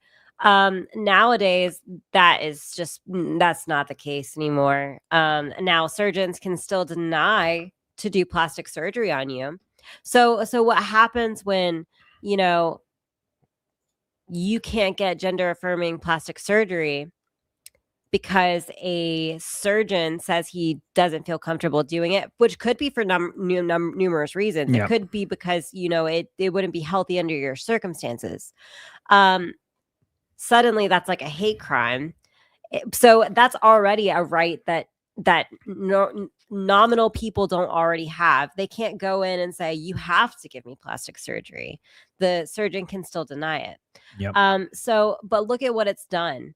Like, there are so many women who, especially women, but men too, who shouldn't have done some of the things that they've done. They look insane. They've spent all of their money. They just, it's gone crazy, right? So there has to be a certain level of, like, are you psychologically sound before you do this? Yeah. And that means that it's not necessarily right. It's up to medical discretion. Yep. 100%, man. And that's just like a small, minute part of that overall argument. Yeah. Megan Serial says, my 3-year-old was eating cat food and getting stuck in zippers. Oh my God. Yeah, that's the thing, is like, I don't have an opposition to like not teaching people like certain gripes with certain groups at a certain age, like when they get into their teen years and they're curious about certain things and you're talking to them about it. But like talking to like 7 and 6-year-olds, like, when's the last time you talked to a 6-year-old or a 7-year-old about anything? They don't fucking, you're not doing anything but trying to indoctrinate them at that point, because like they don't know what the fuck's going on. You know what I'm saying? Hey, Big Dickus, I hope you're feeling good. I see what you're saying, and I'm sorry to hear that, man. I hope you're doing well. Rage says ban cosmetic surgery. I wouldn't go that far. There's a lot of stuff out there that's super non-invasive that's just not really doing. It's just not on that level, in my opinion. Like it depends on what you mean by cosmetic surgery. Like, there's a lot of different stuff out there. Yeah, there's some crazy shit out there, but there's also stuff that it's just, it's the same as like putting on lotion in some rights. So I wouldn't agree with that. It's kind of one of those things where if I think that if you're an adult, you should be allowed to do anything you would like to do within reason. Right. I'm not against transitioning when you're an adult, or right. I don't care. Well, if you're an adult, do what you want to do in life, within reason. So I don't agree with that, but J Burb says anything that requires the labor of others is not a human right. Agreed, Jaburb. Agreed. Thank you, brother. Like to stream, Jaburb. Like to stream. We're 40 even away from the first shot of bourbon and Naked Snake. We're so damn close. Oh my God. Oh my God, boys. So excited. Let's pull up the road rage video I got. I bookmarked too many things. Like, there's so much left. I'm like, oh fuck, I can't go through all these. I did better this time. The other night I struggled. I realized I hadn't bookmarked and I was about to go live and I was like, oh shit. This time I'm prepared. Thank you guys. Appreciate you. All right, let's continue. So first and foremost, we got a road rage incident. Here we go. They're about to fight. Oh! I don't even know what's happening. They're getting some good hits in. That dude, the guy in the gray is getting his ass kicked. Oh! That was a good one. Give him another. He's got less reach. Oh, he's dead. Oh! Hey, he's not kidding. He's helping him up. Look at him. It's okay. Get up, buddy. I killed him. It'd be funny if you just hit him again. No, it would be mean. He already won. Look. I know, but like, it's funny because you were like, oh, look, he's being nice. He's helping him up. And then you just No, he used the same left hook like 8 times. Dude just took it every time. He never saw it coming because it was coming from like higher than his face, and also from like so far away. He probably just never even imagined, because that guy had like twice the reach as he did. He did. But I'm just like, he what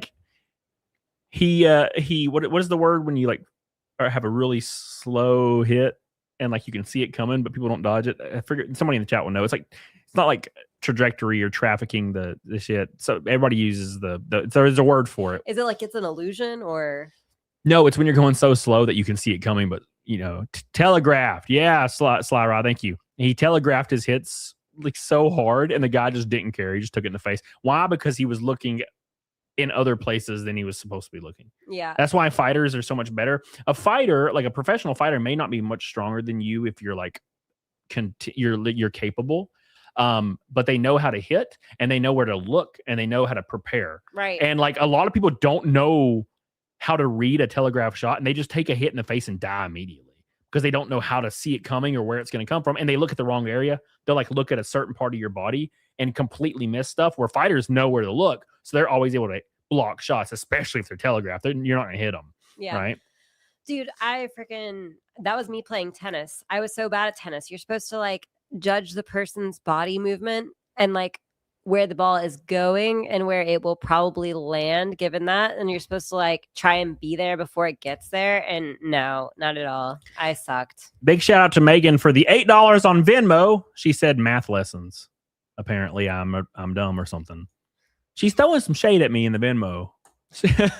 That's 32 away, boys. What does telegraphing mean, Helena? Telegraphing is when you do a very slow like hit, and it's very obvious that you're hitting from this angle at this speed towards somebody. And a fighter, when they see you telegraphing a hit, they know how to get out of the way immediately.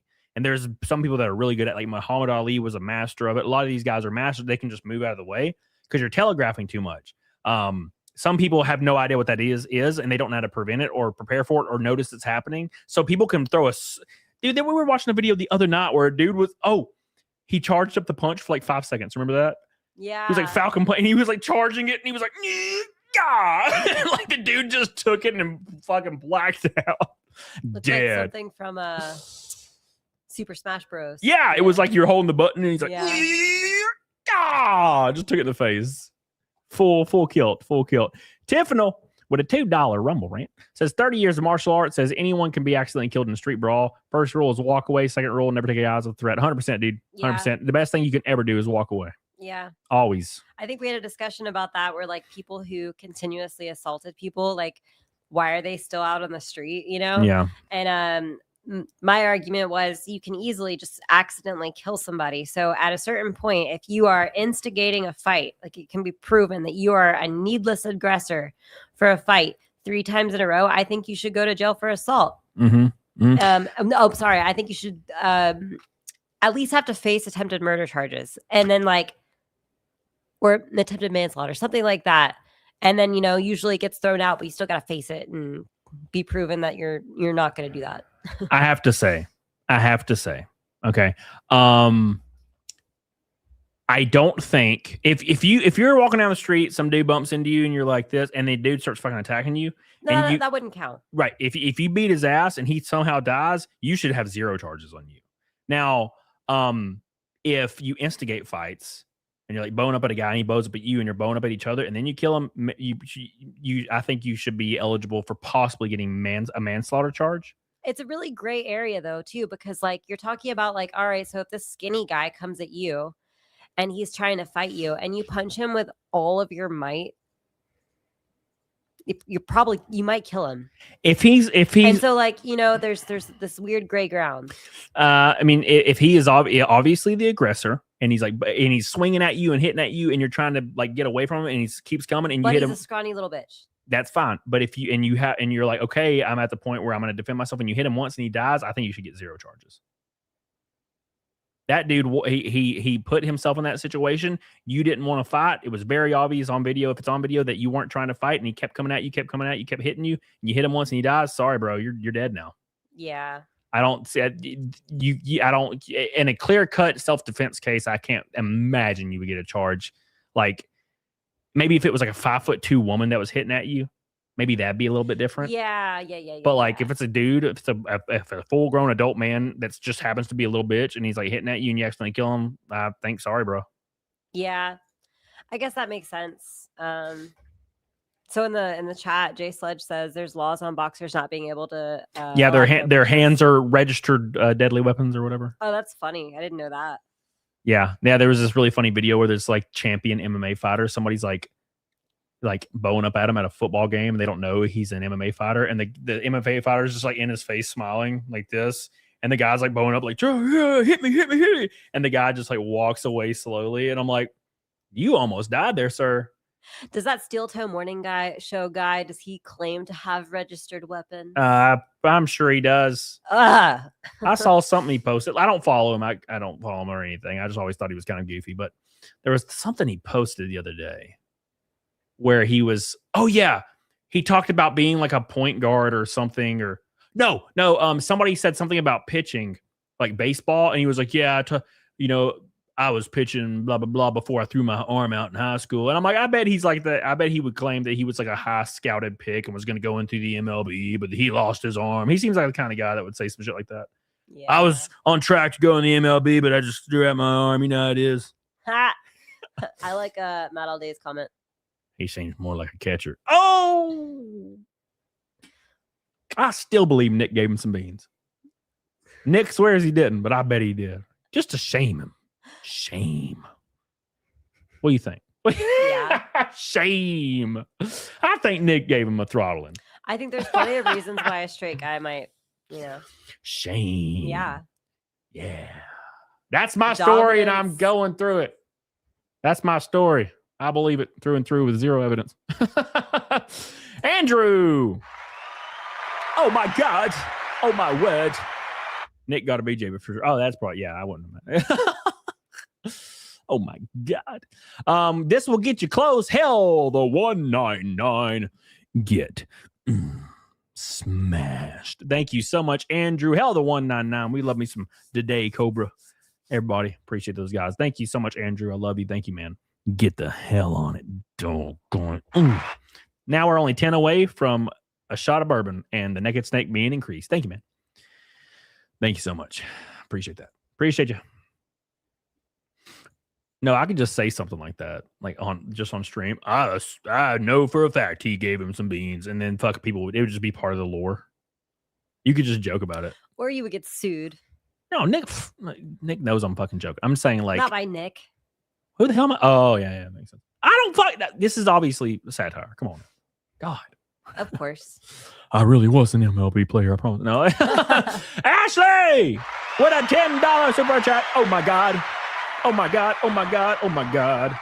Thank you so much, Ashley. I love you. It's a gold boy in the show. Hot diggity damn. Thank you so much for your gold boy, Ashley. So good to you. So good to you. And then also a blue boy for some reason. Thank you.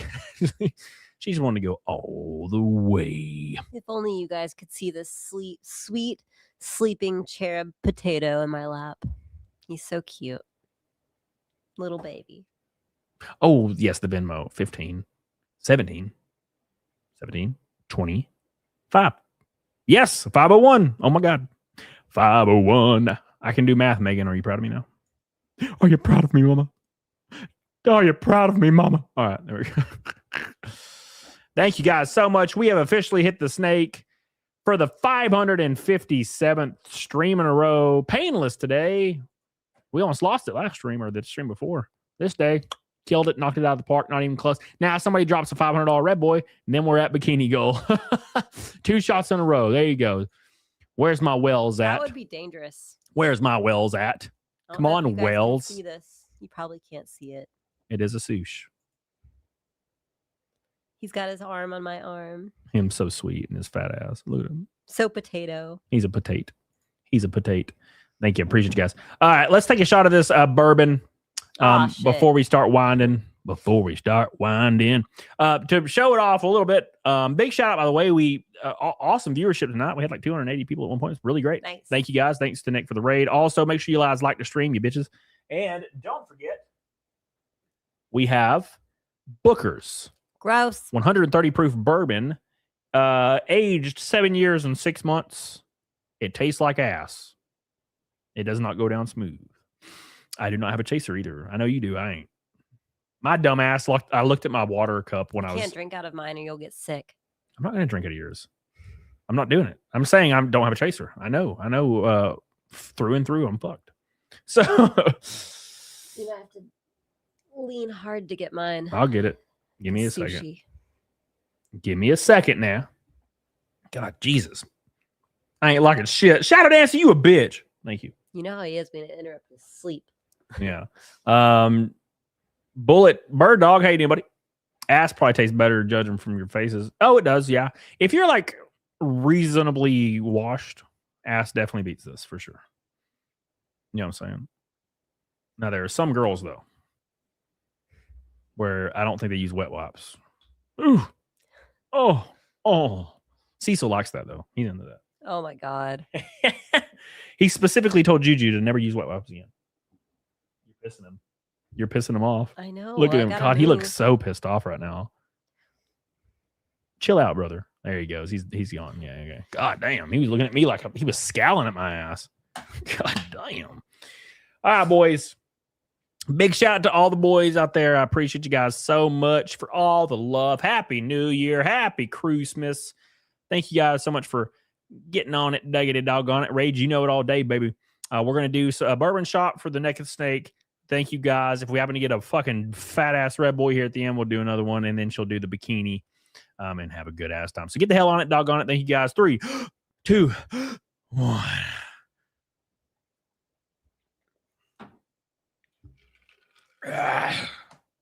Oh! Yeah. Woo! My eyes are watering. Damn it. Sucks. It'd probably be decent mix, though. I think. I'm getting gin next time. No, fuck gin. Gin's worse. I think if you were. This is why those St. Bernards had those little barrels. For sure. To ease your pain when you were dying. What are you talking about? You are like 40 and you don't know but the St. Bernards. No. Oh my God. Chat roaster. I need people in the chat roasting her right now for not knowing the St. Bernards.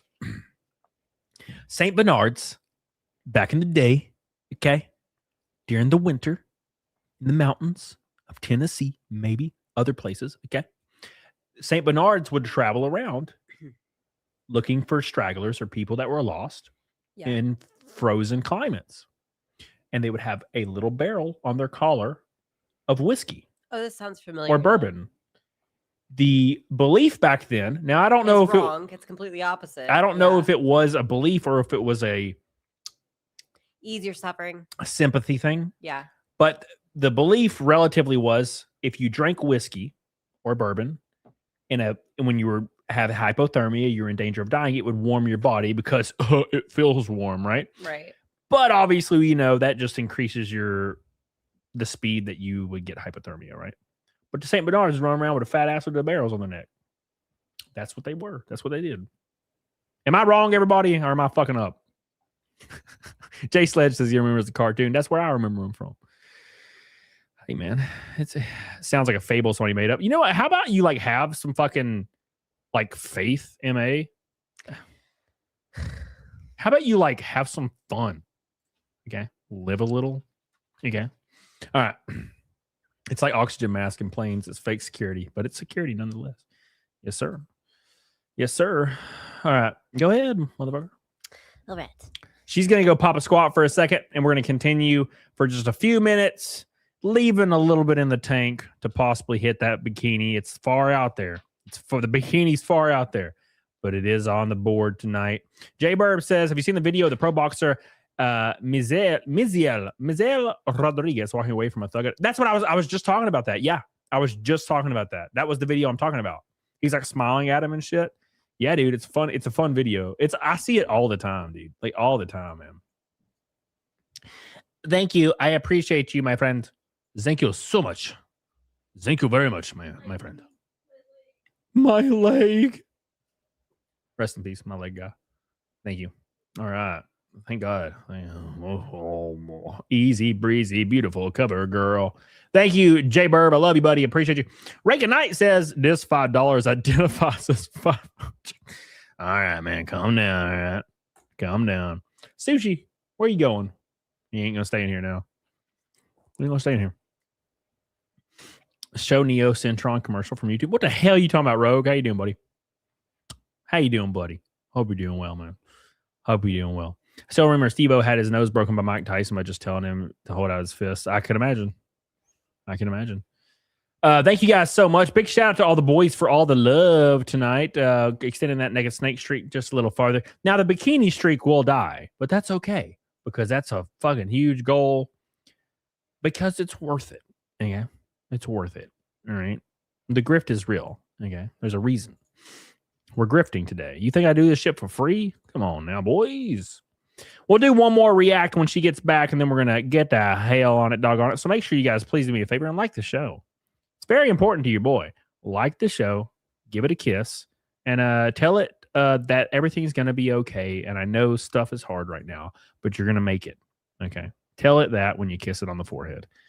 And then when I think we're gonna raid Nick, yeah, he's live right now. Good, awesome. Thank God. I was like worried he was gonna not be live. All right, we're gonna raid Nick back.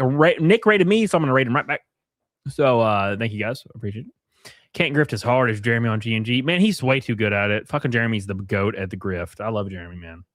I'll open a Jeremy stream and I'll see like 19 red boys, and I'm just like, praise Jesus. That's awesome. I love seeing him do well. That's awesome, man. He's an Alabama boy like me. All right, St. Bernard Neo Citron commercial. I don't want to get struck, right, Rogue. You're going to get me struck, Rogue. I don't want to be struck by the lightning of the gods of copyright. They will take me and they will beat me within an inch of my life. All right, boys. Let's do the last video of the night. And let's see if we can get that bikini goal. Who is the well? Will it be Reagan? Will it be Tyler? Will it be Willie Kramer? Kisses, buddy. He did it. Thank you. I appreciate that. All right. Last one of the night is two beautiful women. God damn. Jesus, man. Look at that thigh, bro. They look like the ants from James and the Giant Peach. I don't remember that movie. I just remember a picture of them. I just remember it being really scary. Pull up a picture of them. James and I'm fucking doing it. Okay. Do it better. James Giant Peach ants. God, you're fucking always fucking mean.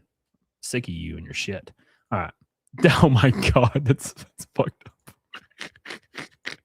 up. That's pretty funny. Show them. Let me get a good pick. They only pick like wait. Was there a live action James and the Giant Peach? Yes. Oh. The first part of the movie is live action. Oh my God, I did not realize that. Can I get a bigger picture? Fuck, all these pictures are little. Or the ones from Coraline. That's what I initially thought was Coraline. Actually, that's weird that you say that. Let's see. By the way, if you ever want to share anything, you can hit present screen and click it, and it will you can share your thing for future reference. Open image and new tab. Oh, I'm feeling it, Mr. Krabs. All right, here we go. Here we go. Those ladies. That's the lady that is the teacher, the like agriculture teacher on Harry Potter. Oh yeah, maybe. Mm-hmm. What do you mean maybe? It's her. I don't know. Motherfucker, I see her. But yeah, it does look like those ladies, yeah. Yeah. But yeah, I initially thought of the ants in Coraline are spooky. They are fucking spooky. They freak me out, man. All those Henry Selick movies are kind of spooky. You know, they all have that weird ass vibe. I do like how her other reality dad like tried to help her. Yeah. What was that about? I think he was a tortured soul as well. Yeah, I guess. Imprisoned. Because my impression is the other reality is all created by Spider Bitch. So why would Spider Bitch try to help? Because what I originally thought was like all those characters are just an extension of Spider Bitch's manipulation. No, I think all the other like people in that world are like souls, like lost souls. Okay, yeah, makes sense. Anyways, unrelated. Professor Sprout. Yes. Last video of the night. Let's go back on it. Thank you guys so much. Appreciate you. I was talking to a woman who was trying to date at one point who would talk about her essay moment every chance she got. She was obsessed with Coraline. What the fuck are you trying to say, Sledge? What are you trying to say, Cody's Sledge? been essayed. Sledge. I told you not to tell anybody, Sledge. How could you? Trump does not represent us. Just in his speech today for his inauguration, he had attacks towards trans people, including erasing our identities and coming after our gender-affirming care. When they say our gender-affirming care, they're talking about children. Did not. They're talking about children. They did not go after their. He did not go after their gender affirming care. Yeah, they went after children's. Yeah. And I would argue that's not called gender affirming care. Right. Yeah. I would argue it's not called it after that, but still, like, especially not before. Right. It's insanity. Like, affirming care. I don't know, man. Like, trans affirming care. well, it should be what it's called: gender reassignment surgery For adults. Gender reassignment surgery and hormone blockers. Just call them what they're called. Yeah. Like, look, and again, if you're an adult, I don't care. Like, if you want to do that, you go for it. Absolutely. I support you, man. I don't mind. That's already more freedom than a lot of people get, because like you have to be 35 before you can get hormone replacement therapy as a woman. Yeah, I can't go to the doctor right now and be like, hey, I want a blood work done. Where's my testosterone levels? And he's like, okay, here's your testosterone levels. They're 850. That's too high. And I'm like, but I want testosterone because I want more. And they're like, because I want to be affirmed. I want more. I'm 35, by the way. And they're like, well, sorry, we can't do that. Exactly. Yeah. Right. Yeah. That's my point, is like, it doesn't mean I don't have that right. Right. Like, and I'm not saying they shouldn't. Like, No, I agree they think- should. Yeah, I think everybody should be able I should have the to- right to yeah. just get on T prescribed and be like, woo! Like, Yeah. in my opinion. If you can go down like an entire bottle of vodka of your own free volition as an adult, Yeah. I think you should have more control over your body from like, I think you should go to the doctors and say, hey, I want this. And they have to come up with like a whole argument about why you can't. Yeah. Similar to like, innocent until proven guilty. It's like, you deserve that care until I can prove why you don't. Yeah. Yeah. Snafu says you got to tell your doctor you can't get a boner. That wouldn't work if your T levels are too high for your age. Yeah, they're going to attribute it to something different. Yeah. Governor Tim Waltz says he'd cover the extra $500 for the bikini. Well, I'm waiting for T Waltz to pop in the chat with that red boy. Back in the day, like at the height of like my streaming, people would do that stupid shit. They would pop in with a different name and drop a red boy, like for memes. It was funny back in the day. It was a good time. It was fun. Doctors, you trust them? No. Not after COVID. All Western medicine sucks because it's like they will treat ailments, but they will not prevent ailments. It's all focused on like treatment versus like prevention. I would say sucks in comparison to like what? Right. Like, so like. At least holistic medicine actually focuses on prevention a lot of the times. Yeah. Although it doesn't work very well. Yeah. Tiffany's trying to fucking fact check me and Rumble.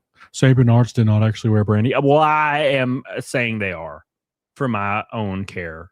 My own self-care believes in it. Okay. It's like believing in Santa. Yeah. Let me just have this, Tiffany. Fuck. T level is 440 at 43 years old. Yeah, it's too low, man. It's not low for your age. It's normal for your age, but it's too low. Yeah. In my opinion. Also, all those averages that are normal for a certain age are normal for a certain age today. Yeah. Whereas, like, over history, that normal range has changed. So Yeah. it's not accounting for a correlative, like, issue amongst a majority of humans, or especially Americans, as far as decline in testosterone or decline in other hormones, right? Mhm. So, like, if we were all experiencing issues because of the food that we eat or, environmental factors, none of that would be considered. Yep. 100%. 100%. All right, let's finish this video out. And these are facts. Facts. You can watch the speech. Facts. Yeah. What was the fact? That he went after gender affirming care. It's the same thing I said earlier. The intentionally obtuse, vague language to make it seem like it's affecting all these things, and it was actually very directed and pointed at a certain thing. Right, exactly. It's the illegal immigration versus immigration thing. Yep. The care I had received, I saved my life. I was in a depressive mode, and I don't have to save her. Let's just say They're wearing mics, but apparently they didn't turn them on. Sounds like they're underwater. Yeah. and she's happy. My whole family is happy that I'm here. And to threaten our health care, our autonomy to our own bodies, our bodies are. And he attacks other marginalized communities as well, not just queer, LGBT people, women, minorities, Mexicans, people of color. Look, I'm not trying to be a dick here, but like if you're trying to spread a message that people will relate to and people will accept, like For one, quality is an issue. Two, intelligence needs to be an issue. And three, you look like eggs. Right. Do they even practice this at all? Like, Yeah, do they like not even like do the thing that your teacher tells you to do in middle school when you have to give a presentation where you like, you sit down with your parents and Yeah. you tell them your presentation so that when you get up there, you're not an idiot. Like, yeah, it like the vast majority of people that even might support this are going to see this and be like, "Fuck, this is what's representing me." The list goes on. And the list goes on. People But I should not can't be give you another instance, another specific data point to look at other than affirmative care. I don't agree but with. it's not even like utilized properly here, I don't agree with them, and I can give them more examples than they're given. right? I don't even agree, and I can give you the ruling that affirmative action was unconstitutional. I all the time will argue things that I don't necessarily agree with internally in my person because like I can see the argument and I'm like, I need to say this because no one else is saying it. Yeah. Yeah.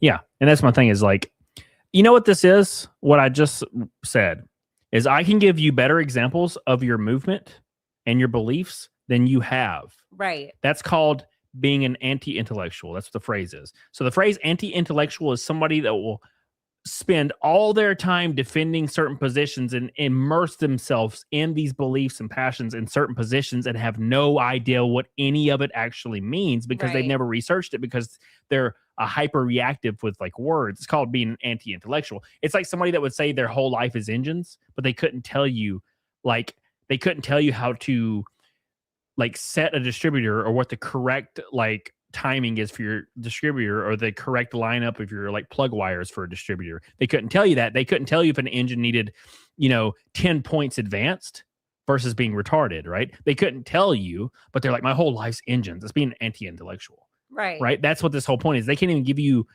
they're like, they're attacking other marginalized communities. We can't give you examples right now. It's like, yeah, because you don't act, you're a reactive and you're an anti-intellectual. You're not interested in the actual stuff that you believe in. You're only interested in saying that you believe in the said stuff.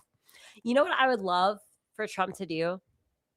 And it would be so funny to see it because like it would shut up so many people. Like it would make even these videos impossible.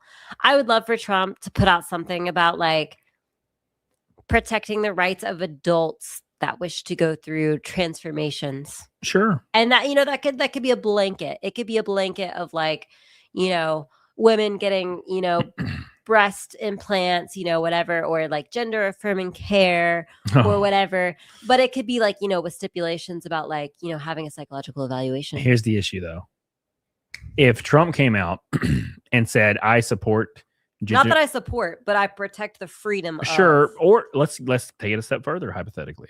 If Trump came out and said, I support gender affirming care for adults, and I support your freedom to be able to explore those options and be able to affirm yourself and love yourself the way you want to be loved. If Trump said that, the trans percentage would drop to almost nothing. And they would, right, because they would have to be like, well, I don't agree with that. Yeah. Suddenly they're not okay with gender affirming care. Yeah. So because that's what happens. Like, I mean, he doesn't even have to lose any of his constituents though, because he could just be like, well, I personally don't feel like, because he doesn't agree. He thinks that like everybody, I'm sure he's on the side of, the gender affirming care is more harmful than it is positive because that's what the data says, right? I know that he probably at least agrees that everybody deserves the freedom in adulthood to, make their own choices. Because he's very much that type of person. So it's like he doesn't even have to lose constituents by saying he like understands it. Yeah. He could just say he agrees with the freedom of it. Sure. And like he could just blow them out of the freaking water. Sure. And the thing is though, that's why in the last like 2 years or a year and a half, really, people found themselves on the left defending fraud and defending drug runners and defending cartel members. Like they almost don't realize they're doing it, but they just have to go in the other direction. Hassan did it the other day. He defended fraud and then he had to be like, let me choose my words better in this tweet. And he reposted the tweet and tried to make it make more sense because these people are so reactionary to whatever Trump says. you know. And look, I'm not like a huge Trump supporter or anything, but like it's so weird being on the outside looking in to be able to watch these people say, like USAID, they uncovered $400 million of fraud. Minnesota, it's very apparent there's billions of dollars in fraud in Minnesota. It can all be tied back to politicians there. They can all be tied back to the fact that you can claim up to eight people with a single vote in Minnesota that they passed. These things are insane. They also gave free IDs to people that were undocumented in Minnesota. That was also passed by Tim Walz. People find themselves just disagreeing with Trump and defending cartel members. They defend fraud. They defend federal fraud, USAID. They defend Minnesota's fraud. They defend Somalian fraud. They defend fraud all over the country. And it's like they don't realize they're doing it. They're just being reactionary. And then everybody is like, are you guys stupid or something? And then they have to retweet it and like delete the original tweet. Actually, what I meant is I'm not okay with fraud, but Trump's doing it the wrong way. Are they? So is part of the argument, because I thought about this and I never looked into it. Are they trying to say that the fraud in Minnesota was perpetrated because those were the only avenues in which they could legally like send the money is for those specific purposes, but the people didn't necessarily need those specific purposes, and so the people just absorbed and utilized the money, and then like, you know, they didn't utilize the services that they were originally supporting? Is that like kind of what most people are saying happened? Not most people. No, most people are saying that politicians set up all these Somali organizations that had half of them didn't have addresses. They have no clients. There's no clients in the books for any of these people. Yeah. And they were taking the Somalis would get a portion, and then the politicians that voted for it and put it in place get a portion of it. There's no way to prove this, so though. like shared fraud, right? Yeah. So there's no way to prove this, though. It would have been more wholesome if the Somalis just took all of it. Yeah, that'd be funny. Yeah, I it'd be fucked up. But it would have been like, okay, so we had to rig the system because, you know, we can't send this amount of money and fund this amount of money unless you have a daycare, and it's supposed to be for daycare funds. Yeah. And then they're like, okay, well, we got a daycare right here. Yeah. Just send us the money. And then they, you know, did what they needed to with the money. Right. Right. Like that would have been like a lot less egregious, Yep. but still fraud, but still Sure. bad. Sure. Straight up fraud. And that's all that matters in my opinion. But at any rate, 1 2 cents says, what? Fuck, I can't dono over here. You better figure it out, 1 2 cents, because I'm hungry. I need me a cheeseburger. I'm starving. Dude, same. 1 2 cents says data actually shows when you're an adult it is actually beneficial. Here's the issue with that 1 2 cents. Is data that supports affirmation lowering the like the Minecraft rate in that community. The data that supports that is the data that's allowed to be released. Data that goes against that is stifled or prevented to be released. There was a big, huge study done on it like 2 years ago, and it was done over the course of years. And when the conclusive results came out, when the results came out about the study, or was going to, they decided to not release them because they would be too damaging.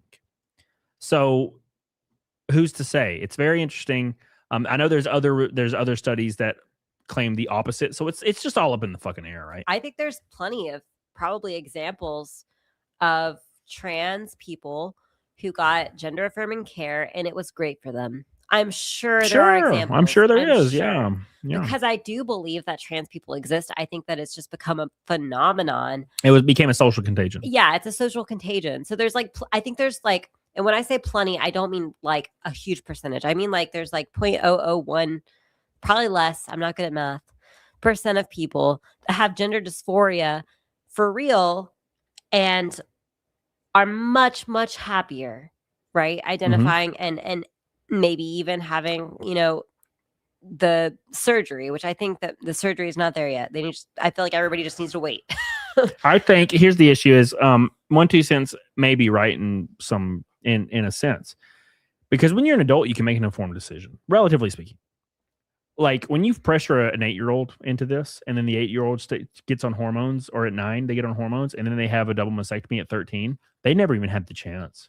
And then they get to 19 or 20 and they think of themselves as a monster, and all they want to do is they don't want to be here anymore. I think that's dangerous, right? That's why I don't have a problem with it when you're an adult. Anyways, let's finish the video and then get the hell off here. Proud about that. And I can't tell you how to feel. This is how I feel. This is how I'm sure she feels. Yes. I can't tell you how to feel. They try and tell us how we should feel all the time. Yeah. I think you should feel like I am a woman. I'm just saying. Why can't I see this chat you responded to? It's not in my feed. Oh, he said that 0.01% of current trans are actually trans. I And saw I that. said, Yeah. how do you know it's actual? Because how do we know what's inflated at this point or not? Yeah, like how do you really know? It's one of those things. Oh, it's just a random number he threw out, so he didn't even mean it. Yeah. We're in talks with our local PFLAG. I'll tag in this to get a fundraiser going for gender affirming services local to our area, because it's my dream, and they're a nonprofit already, and it can help us get the funds together, and we can help promote it, and make sure people do not lose access to the care that saves their lives, especially with what Trump. But I thought he already went after the care. I thought he already did that. Only for minors. Right. So- but they're saying like we got to make sure we keep our care. I'm like, you just So either what they're saying here is they are trying to imply to people that are ignorant that they have lost their right already as adults, which isn't true, or the much more dangerous position is they're implying that they're going to try to go against the law and still try to force gender affirming care on children in their area they're in. right. And I don't even understand why they would think that like if they had the perspective that they could be next, right? Like, because I think the right often cites that certain things can be a slippery slope. Like once you give the government power, how do you get it back? Right. So slippery slopes. Everyone thinks about that when it comes to the government, because it's like, well, if this happened, what's next? Right.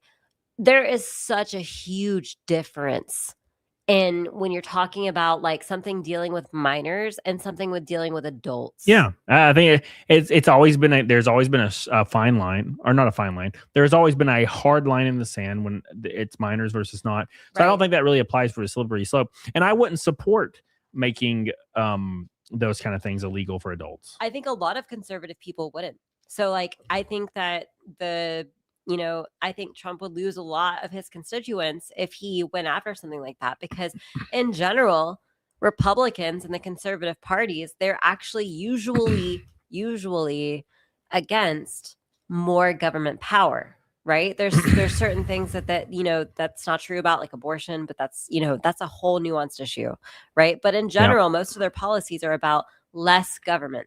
So yeah, somebody asked in the chat where Grabby Gorilla. That's a great name, Grabby Gorilla. Does insurance companies cover gender affirming care? Yes. So the Section 1557 of the Affordable Health Care Act prohibits any discrimination based on gender identity in health programs. State laws, some states completely mandate the GAC coverage. Some don't, but generally speaking, based on the Affordable Health Care Act, or Obamacare rather, it is covered by insurance. Let's finish this video. Motivated more than ever. I'm pissed. I'm absolutely pissed. And you can all follow us. I like how this like lady is just like kind of like looking off in the distance and watching cars go by. This video. But this is the life and the reality that I live in. Try not to cry, but it is. And This other lady's just kind of mumbling around. I'm being attacked, and I have the right to speak up. Yes. With that being said, Yes. We love you all. We do. We weren't going to do a video today, but I heard things from the speech that really. I gotta say this lady sounds really drunk. But other than that, you're not being attacked. Now when a law comes across the desk, or comes to the House that's being voted on that bans gender affirming care for adults, then I think you can state that. But as of right now, I don't think you can. I think this is just conflating a bunch of issues so you can be like, well, woe is me. And I don't think it's you. So there were some things that I thought was unfair about initially until I thought about it longer. Unfair about like, him reinstating that there's only two genders and like it's your birth gender, what I mean? So like, I think, a true trans person that has gone through everything they can to present as the gender that they chose. Yep. Not having that gender on their ID, that would be a little frustrating. I talked to Sean about this the other day. I get what you're saying, but but I disagree. No, so I do too now. So like initially that was my thought. I was like, that's unfair. Like, why can't someone you can choose what hair color if you have like, okay, so I have, blonde highlights. I can put blonde or brown on my license, Yep. right? I could wear contacts and say my eyes were a different color. Yep. I could lie about my height and my weight because they just ask you. Right. So like why can't you like choose your gender on your license? But here's the thing. That's freaking dangerous. Like you don't want to be doing that because you could end up in a life-threatening situation where you need medical care. And it is so impertinent that the people that are treating you know what biological gender you are. Let's say you force the law to be changed to where you can have female on your passport instead of male, and then you find yourself getting no guidance when you willingly travel to a war-torn country, when you could have been guidance because you're a biological female and you're not readily available to protect yourself in certain situations. There might be some leeway there where you might find yourself in a bad situation. You might die. You might need your body to be identified over certain purposes. There's all kinds of rules for it. Now, that's not even a big deal to me. I'm thinking to myself, and here, I know this is going to sound shitty. If your biggest fucking concern that is making you lose your shit and not being able to live your life is a letter on your ID. When I got my new ID, my first new ID in 10 years, I didn't even look at it. I put it in my wallet. I looked at the picture and I was like, that sucks. And I put it in my wallet, right? Yeah. If you're at the point personally in your life where if a letter on your ID makes you go off the fucking deep end, you have deeper rooted issues than what's going on politically or socially, in my opinion. Sly Rye says, I don't want to take the right to do GAC as an adult, but I shouldn't be forced to pay for it through taxes. I can't disagree with that. When it's taxation, I'm against all of it. Thank you, Sly Rye. If it didn't become such a global freaking phenomenon and it truly was like, the 0.0001% or something of people that legitimately had, gender dysphoria, and they could not get past it, right? Like they couldn't make peace with it. That would be such a small percentage of people. It would be such a small percentage of people that like sought help, couldn't get over it, and then needed care for it. So like in that case, I would like whatever. Yeah. And I know we're not supposed to talk about this kind of stuff, but I like talking about this kind of stuff. At any rate, I'm going to do Naked Snake, everybody, and then we're going to get the hell off here. I appreciate you guys for increasing the goal one more day, one more stream. We'll be back tomorrow at the same time. Do not miss it. We're going to have a lot of fun. Thank you guys for all your support and everything you do for your boy. PDH is going to hop off and go take the dog out. So everybody say bye to PDH. Thank her for coming on when she's still a little sick, because streaming, I know it's not really hard, but it is in its own weird, strange way. So especially when you're tired and sick. Yeah. So everybody give her some love. She's going to hop off here, and then I'm going to do some Naked Snake, and then we're going to get the hell off. So I appreciate all you guys. Been live for over 3 hours. Make sure you guys like the stream. Very important. Click that like button in honor of the PDH. Get the hell on it, doggone it. Thank you guys. All right. So now it's time for Naked Snake, boys. And then we're going to raid Mr. Ricardo to pay him back for his beautiful raid earlier. I appreciate you guys. A lot of fun tonight, man. I had a lot of fun. It's actually crazy to me how I can stream. And when I would stream alone, although I enjoy streaming, I'm not saying I don't enjoy streaming, but when I stream alone, I find myself looking at the clock a lot. Just like if I was at my 9 to 5 back in the day. And when I stream with PDH, when I see it say 3 hours, I'm like, fuck, it's almost over. I don't want it to be over yet. And that's a really good feeling to have as somebody that does this, for quote unquote a living, right? 1-2 cents. I'm so glad PDH has her skin back. That skeleton was, it's pretty funny, right? 1-2 cents. I appreciate you, buddy. I was very proud of that. To be fair, I do have to say though, it was PDH's idea to dress up the skeleton. So, but I followed through with it. It took me like 5 minutes to set it up. So big shout out to all the boys. Appreciate you guys. We're going to do Naked Snake and get those stripper dollars in. Get the hell on a diggity dog on it. Let's go.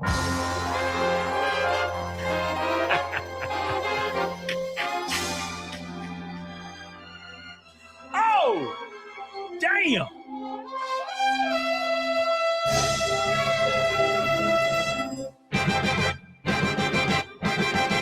Let's go.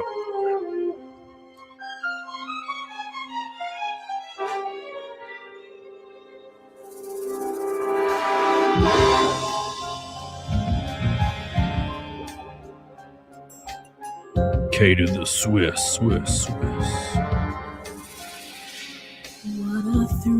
Thank you, buddy. Thank you, K to the Swiss. With darkness Donna. and silence through the night. Thank you, Donna. I'm searching and I'm melting to you. Here we go. What a fear in my heart. 557 in a row, boys. You're so supreme.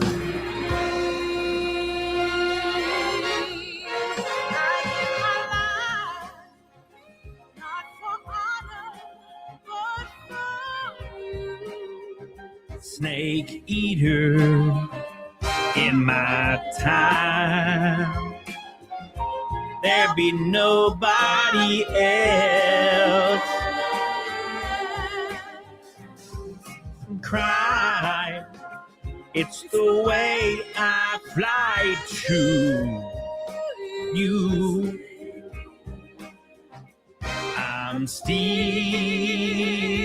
in a dream, snake eater. Here we go, 1, 2, 3. Someday we'll go red. Someday you feed on a tree frog. It's a trial to survive. Oh my God, Chati! Can you believe it? I give my life, not for honor, but for you. 1, 2, 6, my boy. In my time, there be nobody else. Crime. It's the way I fly to you. I'm still in a dream, snake eater. 557 in a row, boys. Hot diggity damn.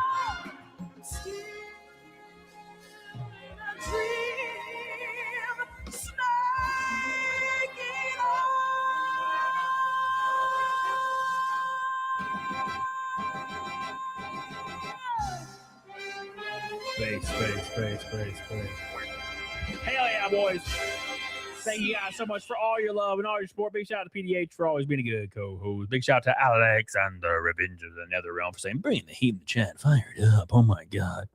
Oh, thank you.